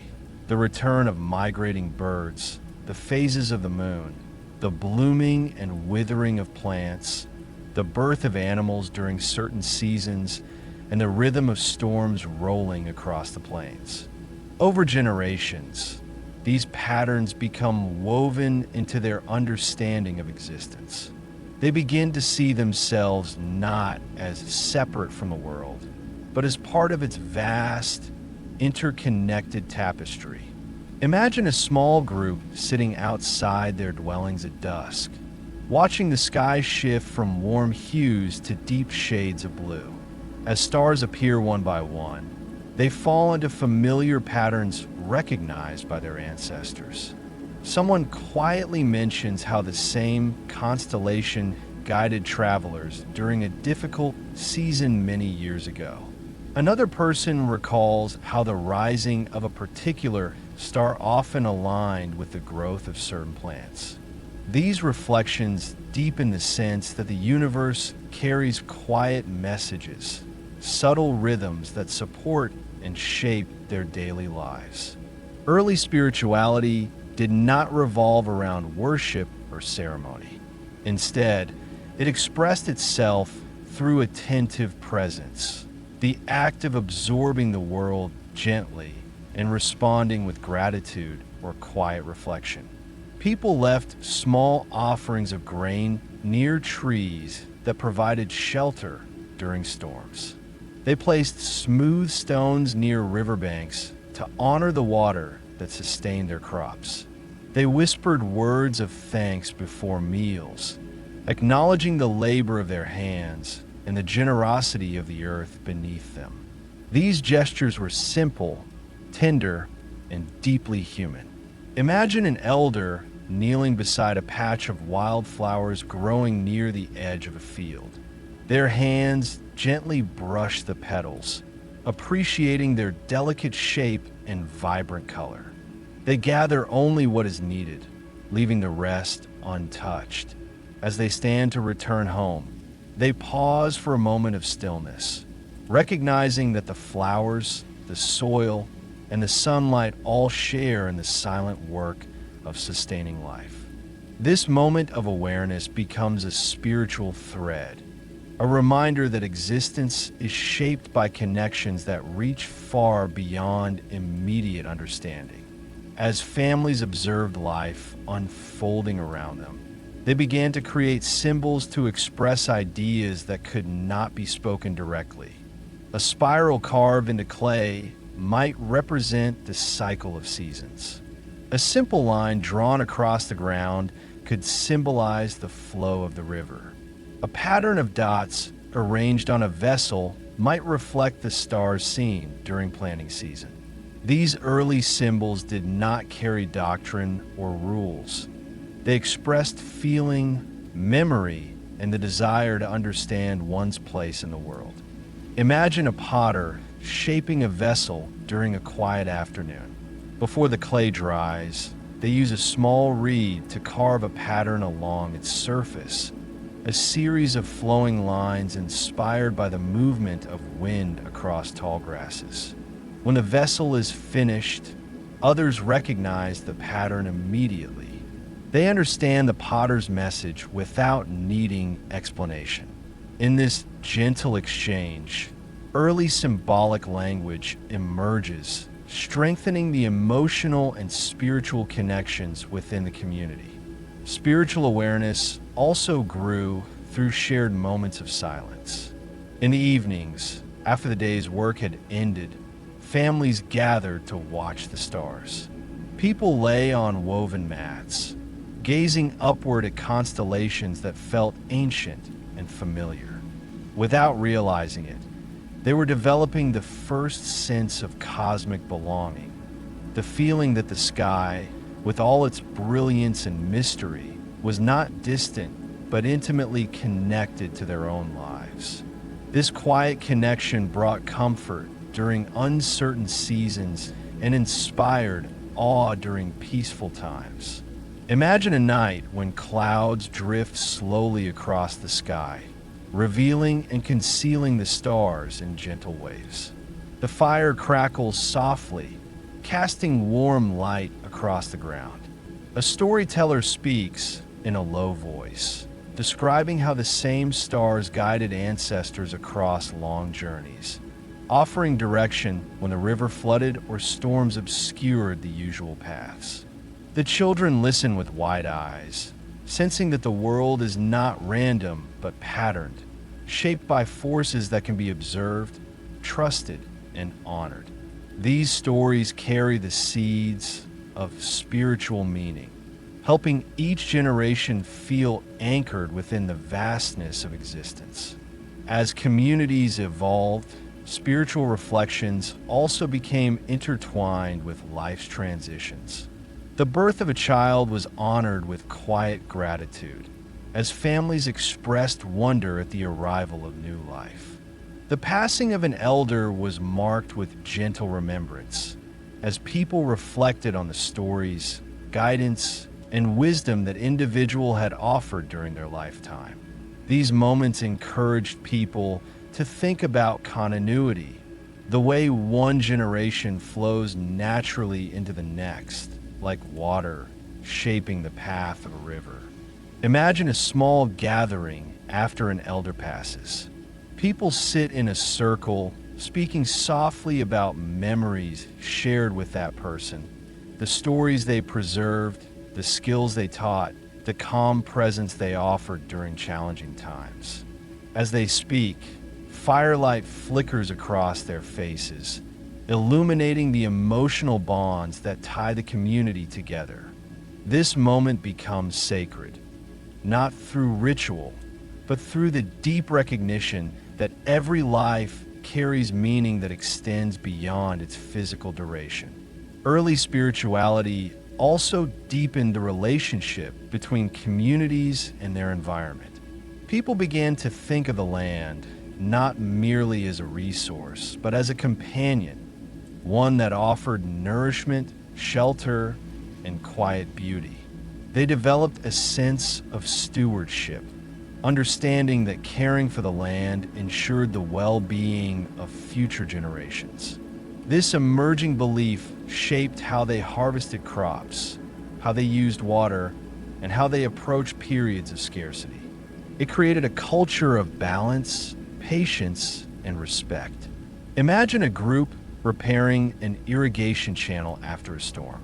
As they work, one of them places a smooth stone at the edge of the channel, not as a functional part of the structure, but as a gesture of gratitude to the river for its life-giving flow.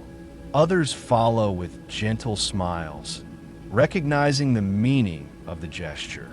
Such acts reflect a worldview built not on fear or obligation, but on a quiet sense of harmony between people and nature.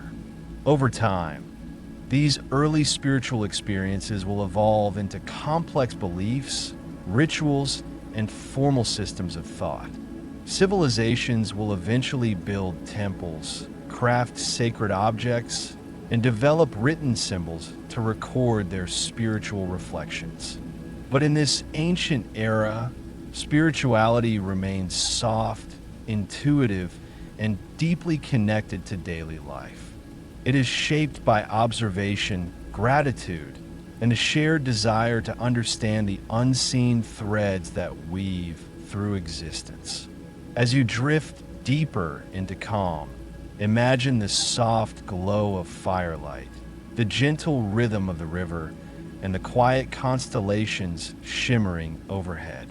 Let the peaceful awareness of early humanity settle into your thoughts, guiding you toward rest. Just as the first communities once found comfort in the quiet mysteries of their world. As generations passed and the rhythms of early life continued to deepen, something profound began to take shape within the settlements scattered across the fertile plains. It was not tied to a single event or invention, nor did it arise from deliberate planning.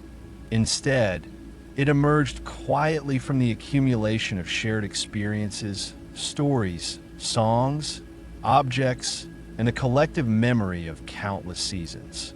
Through these gentle layers of time, communities began to develop the earliest forms of cultural identity, a sense of belonging to something with roots extending far beyond any one individual.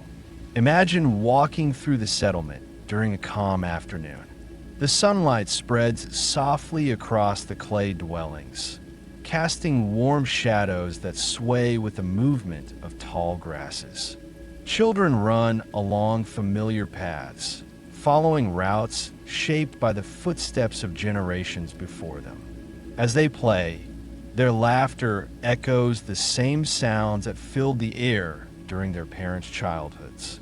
This continuity, this quiet repetition of life through time, forms one of the foundations of cultural identity. It is the sense that the land, the stories, and the daily rhythms belong to the community as a whole. Over many seasons, stories become more than practical lessons or recollections of past events. They evolve into narratives that define the settlement's origins, values, and unique place in the world. These stories are not written down, but they are cherished, repeated, and refined subtly with each telling. Some recount how the first families found the fertile land near the river. Others describe earlier generations' skill in shaping tools, guiding trade, or caring for the land during seasons of difficulty. The stories become threads in a tapestry of identity, shared memories that bind people together across time. Imagine a gathering at dusk where families sit in a wide circle, illuminated by the gentle flicker of a fire. A storyteller begins recounting a tale known to all, yet each listener leans in with quiet anticipation. The familiar rhythms of the story carry the comfort of tradition, reminding everyone of their connection to the past. As children listen, they learn not only the events of the story, but also the values woven through it: patience, cooperation, gratitude, and resilience. These evenings form the emotional foundation of the community's culture. Cultural identity also finds expression in the objects people create. Pottery, baskets, clothing, and tools are decorated with patterns unique to each settlement. Over time, these designs become recognizable markers of identity. A particular curve on a vessel might symbolize the river's path. A set of dots may represent stars seen during a special season. Lines woven into baskets may reflect the movement of reeds in the wind. These symbols transform everyday objects into vessels of memory, carrying meaning that deepens with every generation. Imagine standing inside a dwelling where pottery lines the walls, each vessel bearing patterns that have been repeated for generations. An elder explains the meaning of a spiral etched into one of the pots, describing how it symbolizes the cycle of planting and harvest. Another vessel carries a pattern that represents the river's role in sustaining the community. These objects serve as quiet teachers, reminding people of who they are and where they come from. Music and movement also become key parts of cultural identity. Early rhythms shaped by tapping stones or humming melodies inspired by the wind slowly evolve into songs performed during gatherings. These songs often mark important moments in the community's yearly cycle. The beginning of planting season, the return of certain birds, the end of harvest, or the arrival of cooler weather. The melodies change subtly over time, but their emotional core remains constant, connecting each generation to those who came before. Imagine a cool evening as people gather to celebrate the end of harvest. Someone begins tapping a gentle rhythm on a hollow log, joined by others humming or singing soft melodies. The music flows through the air like a warm breeze, bringing people together in a shared moment of gratitude. Children imitate the movements of their elders, learning the rhythms not through instruction, but through immersion. These celebrations strengthen the sense of belonging that defines the community's culture. As generations passed and the rhythms of early life continued to deepen, something profound began to take shape within the settlements scattered across the fertile plains.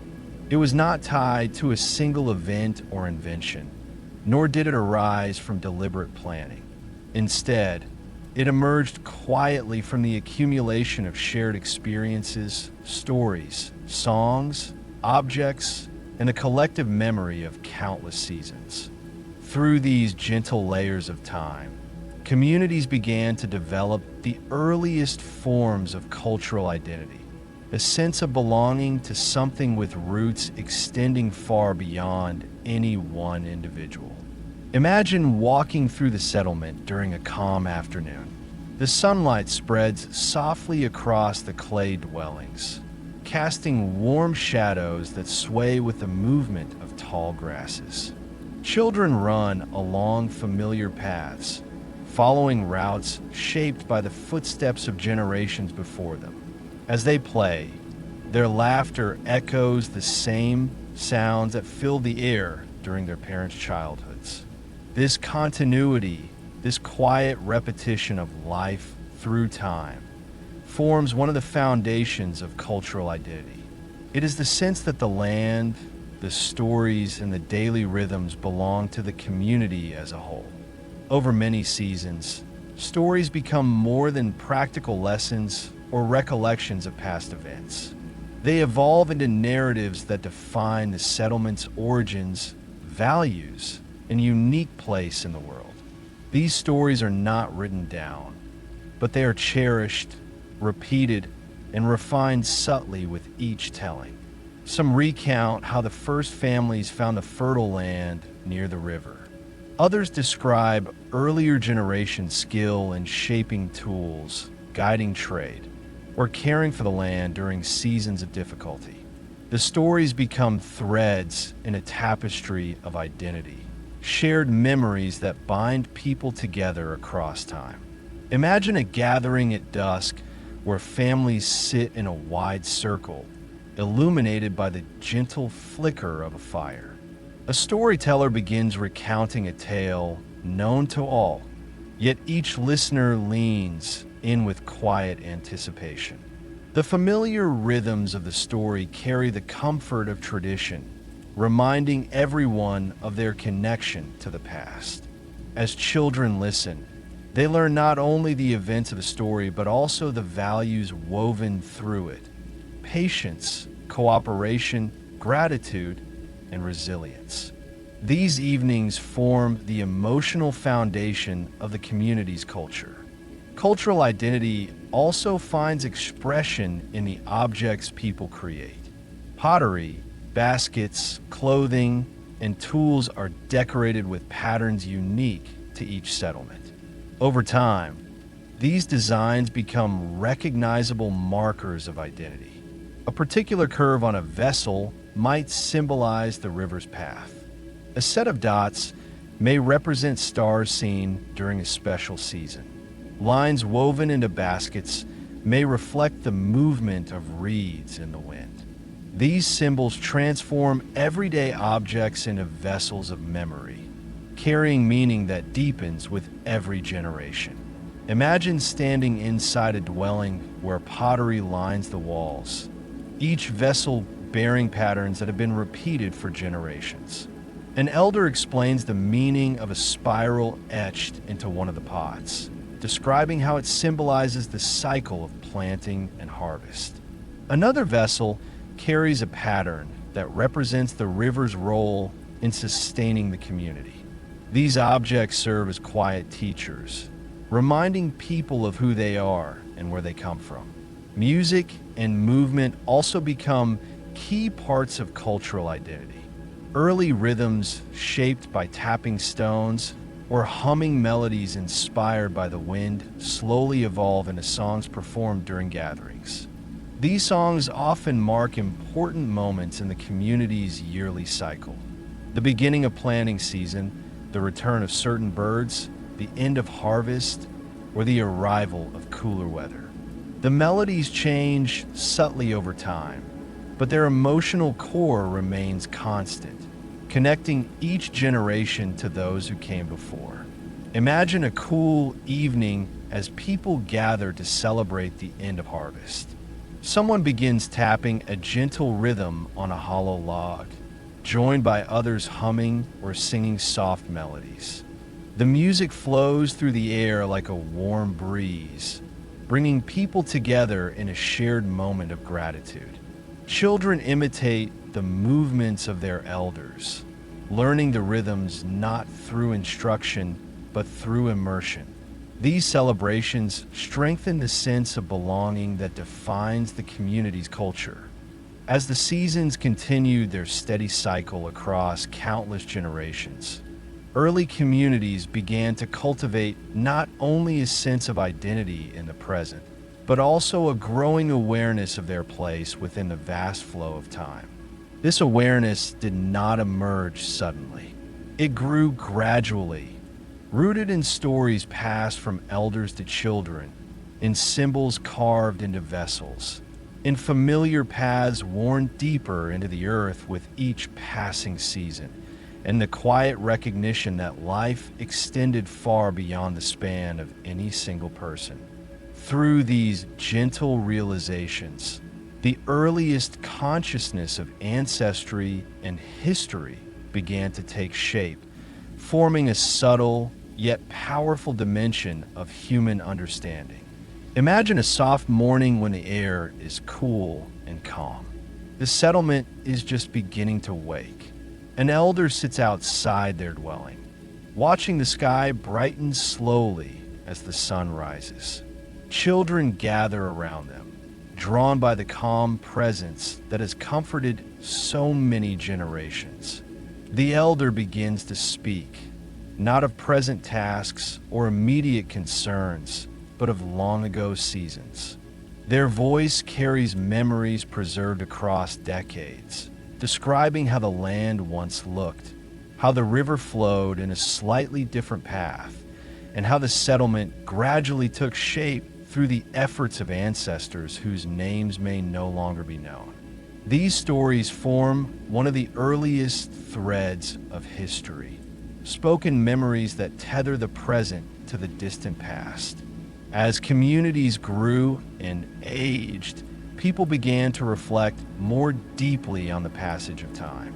They noticed how the same stars returned each season, how the same winds brought changes to the land, and how the rhythms of planting and harvesting echoed those experienced by generations before them. Over time, this awareness created a sense of continuity, an understanding that each individual, each family, each community was part of an unbroken chain stretching backwards into the unknown and forward toward generations yet unborn. Imagine a parent teaching a child how to plant seeds in the rich, dark soil. As they work, the parent explains that the same techniques were taught to them by their own parents, who learned from theirs before that. The child feels the quiet weight of this knowledge, the realization that they are part of a lineage of hands that have shaped the earth in similar ways, guided by memories passed down through time. This gentle awareness becomes the foundation of ancestral consciousness. People also began creating simple markers to honor their ancestors, though these were not monuments or formal structures. They might place smooth stones at the base of a tree where an elder once loved to rest. They might leave small offerings of grain near a riverbank that held significance for past generations. They might continue telling stories that preserve the wisdom of ancestors who taught them how to survive through difficult seasons. These acts were humble, yet they carried profound meaning. They transformed memory into a shared heritage, an acknowledgement that those who came before shaped the path that current generations walk upon. Imagine a quiet evening when families gather around a fire. An elder lifts a small clay vessel etched with swirling patterns. They explain how the vessel was made many seasons ago, perhaps by a grandparent or someone even further back in the lineage. They describe how the pattern on the vessel represents the flow of time, its curves echoing the movement of the river, its spirals representing cycles of growth and rest. As the vessel is passed carefully from hand to hand, each person feels a sense of connection to the past. Objects like this become silent carriers of history, their presence tangible and reassuring. The consciousness of ancestry also influences how communities perceive change. When a river shifts its path or when a season brings unexpected hardship, people reflect on earlier times when similar challenges occurred.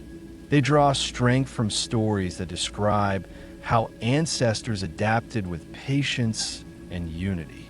These reflections transform uncertainty into resilience, reminding the community that they are part of a lineage that has endured much and learned much. Imagine a season when the river's waters recede unexpectedly. Crops suffer, and concern spreads quietly through the settlement. Elders gather in a familiar place to discuss the change. They recall a story told to them during their youth. How generations ago, a similar dry season forced the community to deepen irrigation channels and seek new sources of water. The memory offers guidance, showing that even the greatest challenges are not new but part of the cycles that shape life across time. With renewed resolve, the community adapts, drawing wisdom from the quiet lessons of history. As memory deepens, people begin to see their settlement as not only a place where they live, but a place where countless ancestors once lived, worked, struggled, and celebrated. Familiar paths become more than routes. They become footprints of time. Fields become repositories of the labor of generations. Dwellings gain layers of meaning as each family leaves its quiet mark upon them. This expanded understanding fosters gratitude and continuity, strengthening the emotional foundation of community life. Imagine walking along a well-worn path during the golden hours of late afternoon. The path curves gently beside the river, the same path traveled by countless individuals before. The earth beneath your feet feels soft, shaped by the weight of time itself. Birds call from the trees, carrying echoes of seasons long past. As you walk, you feel connected not only to the present moment, but to the countless footsteps that shape the path you follow. As time passes, the stories that hold the community's history begin to evolve. They become more detailed, more reflective, and more symbolic. They not only recount events, but express the emotions, hopes, and lessons that accompanied them. People begin to understand that history is not just a record of what happened, but a guide, a quiet teacher that uses the past to illuminate the present. This realization marks one of the earliest forms of philosophical thinking, emerging naturally from the community's growing connection to ancestry. Imagine a gathering on a cool night where an elder tells a story about a time long before the settlement existed. Their voice is soft and steady, describing how the ancestors followed the river to find fertile land. The fire crackles as listeners imagine the long ago journey, the uncertainty, the determination, and the eventual joy of discovering a place to settle. The story becomes more than history. It becomes a message of courage, collaboration, and the importance of adapting to change. Through these stories and traditions, the community begins to see itself not as a random collection of individuals, but as a living continuation of a much older narrative. This shift in perception strengthens the bonds between people. It encourages cooperation, respect for elders, and the preservation of knowledge. It also inspires individuals to think about the legacy they will leave for those who come after them. Actions become tied to responsibility, and choices gain emotional depth. Imagine a young person learning a new skill, perhaps pottery, farming, or trade. As they practice, an elder explains that mastering this skill contributes not only to their own life, but to the entire community.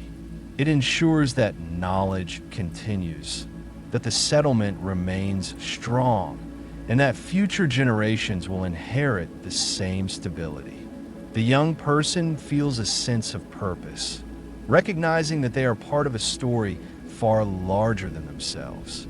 As the awareness of ancestry and history deepens, communities become more united.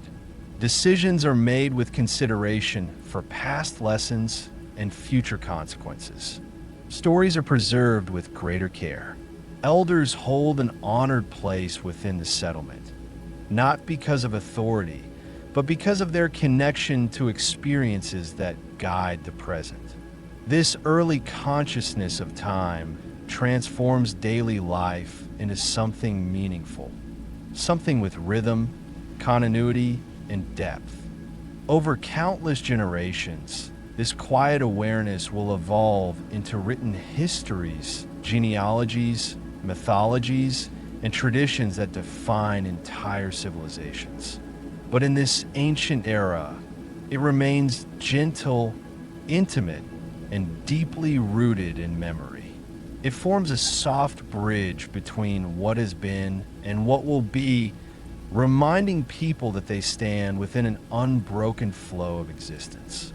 As you drift deeper toward rest, imagine the soft glow of firelight illuminating faces filled with reverence, the gentle retelling of stories carried across centuries, and the quiet footsteps of ancestors echoing along familiar paths. Let these images settle around you like a warm blanket, guiding your thoughts into peaceful continuity, just as early communities once found comfort in the unfolding tapestry of their shared history. As ancient settlements matured through countless seasons of growth, cooperation, and memory, one more quiet transformation began to take root within the heart of daily life. It was not tied to a new tool, nor a change in the river, nor even a shift in the landscape. Instead, it arose from the simple and profoundly human desire to understand, to observe patterns, to explain the world gently, and to pass knowledge forward so the next generation might walk with steadier steps. Through this slow unfolding, the earliest forms of learning, teaching, and shared understanding began to take shape, guiding humanity toward the dawn of organized knowledge. Imagine a peaceful mid-morning in the settlement, when the warmth of the sun spreads gently across fields and dwellings. Adults work quietly in different areas, tending crops, repairing tools, shaping clay, or gathering herbs from the riverbanks. Children wander between them, watching with wide, curious eyes. They ask questions without hesitation, pointing to the movement of birds overhead or the patterns of cracks forming in the drying clay. Their questions are met not with impatience, but with calm explanations shaped by generations of experience. This informal teaching marks the earliest foundation of learning, an unstructured but deeply nurturing tradition rooted in observation and imitation. As communities grow more complex, the knowledge they must preserve expands as well. People begin to recognize which plants heal and which harm, which soils produce the strongest harvests, and which weather patterns signal approaching storms. They learn how to listen to the river's changing voice, how to shape tools that endure, and how to craft objects that carry meaning.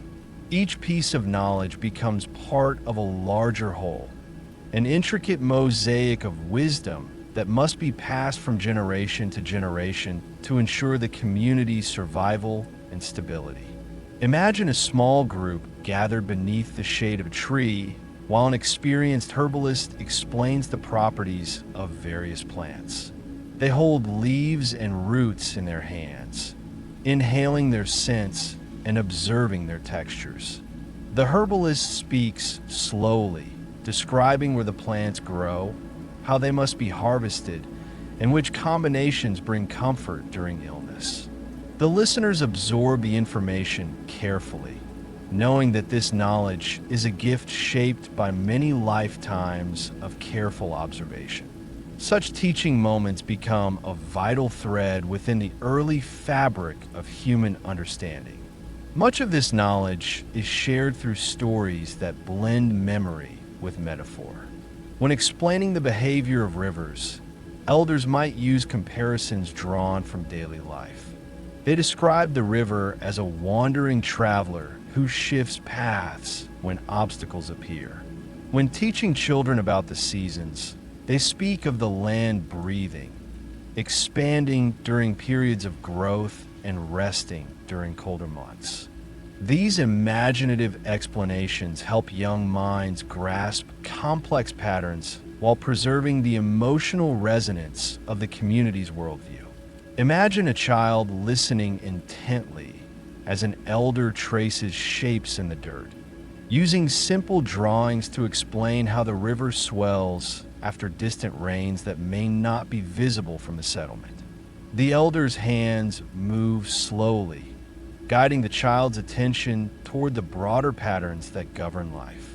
The explanation is gentle, layered with meaning, and rooted in the desire to nurture understanding rather than overwhelm. In this way, learning becomes a deeply human exchange, patient, expressive, and filled with quiet connection.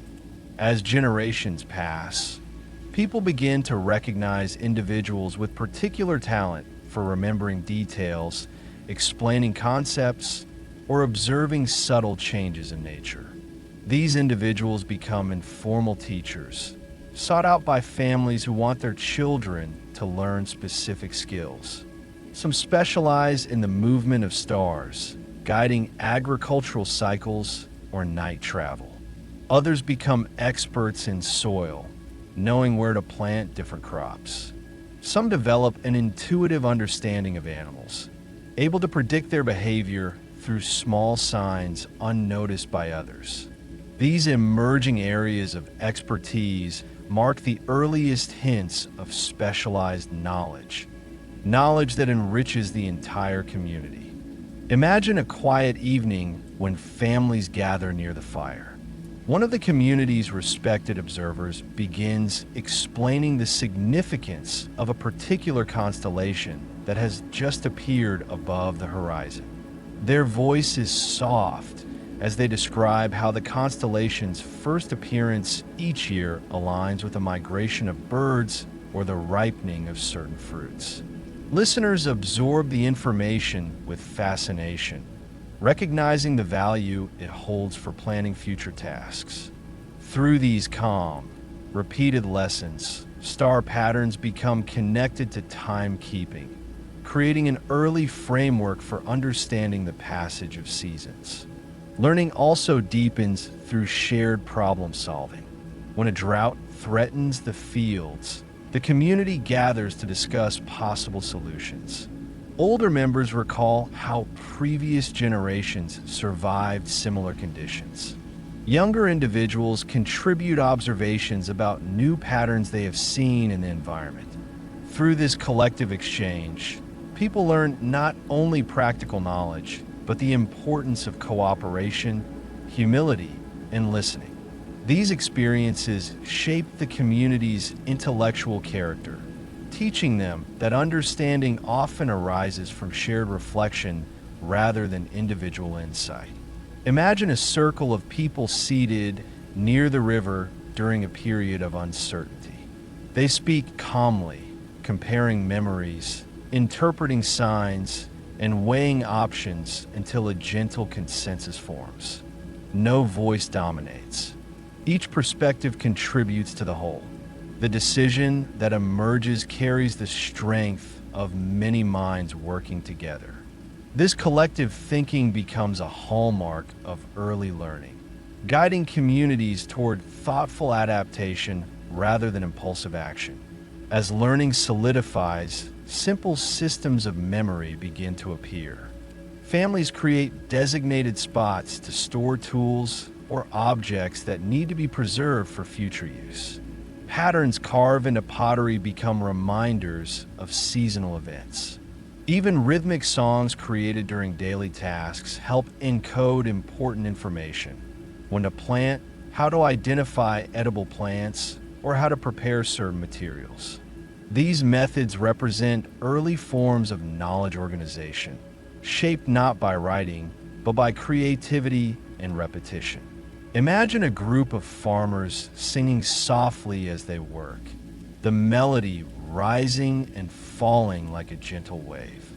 Each verse of the song corresponds to a particular step in preparing the soil.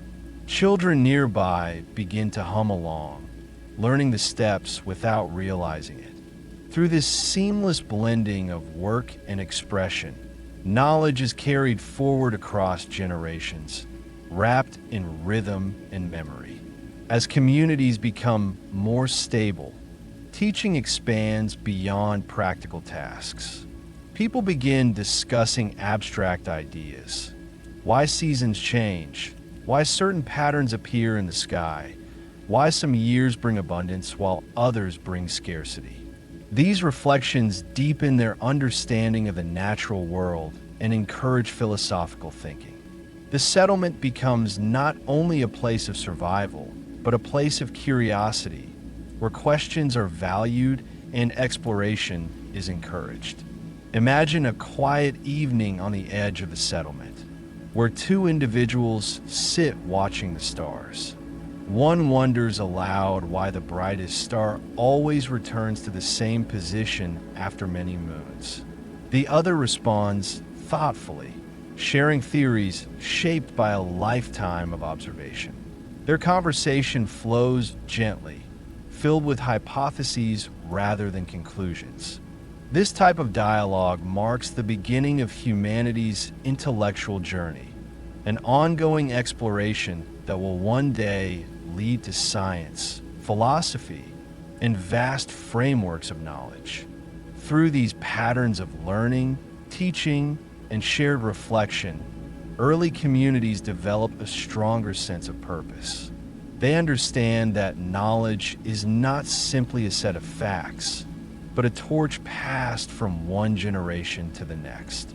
It carries not only information, but identity, memory, and wisdom. It shapes how people see themselves and how they navigate the world around them. As you drift deeper into rest, imagine the quiet interchange of knowledge beneath a soft sky. The calm voice of an elder teaching a child, the gentle hum of communal songs, the thoughtful reflections shared beside a river at dusk.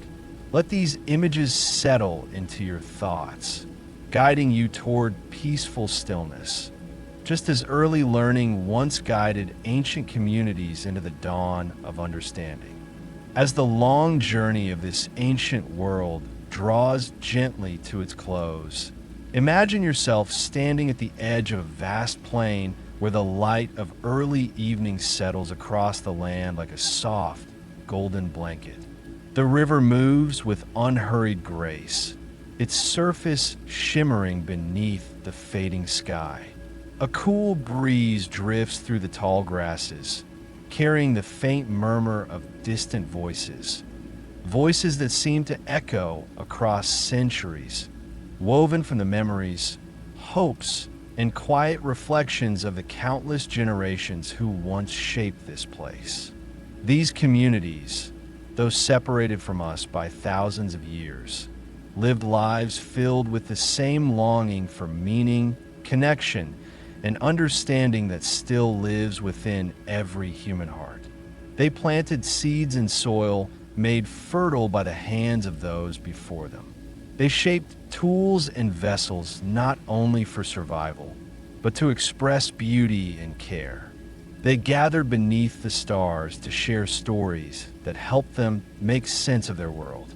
They built bonds of cooperation that carried them through seasons of abundance and seasons of challenge alike.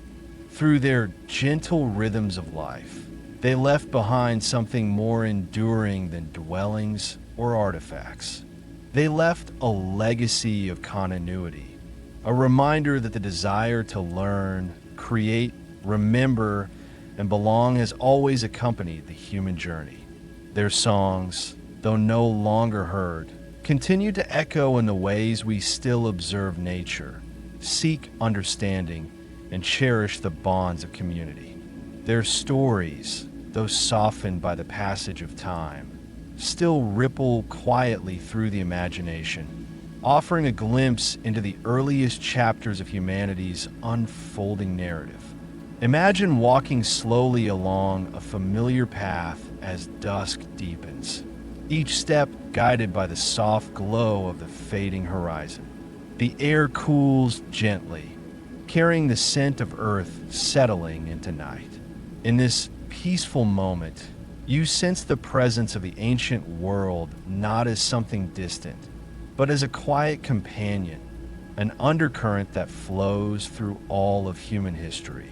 You feel the weight of centuries ease into a gentle embrace, reminding you that the story of early civilization is, in many ways, the story of all of us. As the sky darkens and stars begin to appear, their soft light shimmering across the plains, imagine the ancient communities gazing upward with the same wonder. The constellations that guided their seasons now guide your thoughts toward calm. The river that shaped their understanding of time mirrors the steady rhythm of your breath. The quiet footsteps of ancestors blend with the nighttime breeze, forming a soft lullaby that carries both comfort and reflection.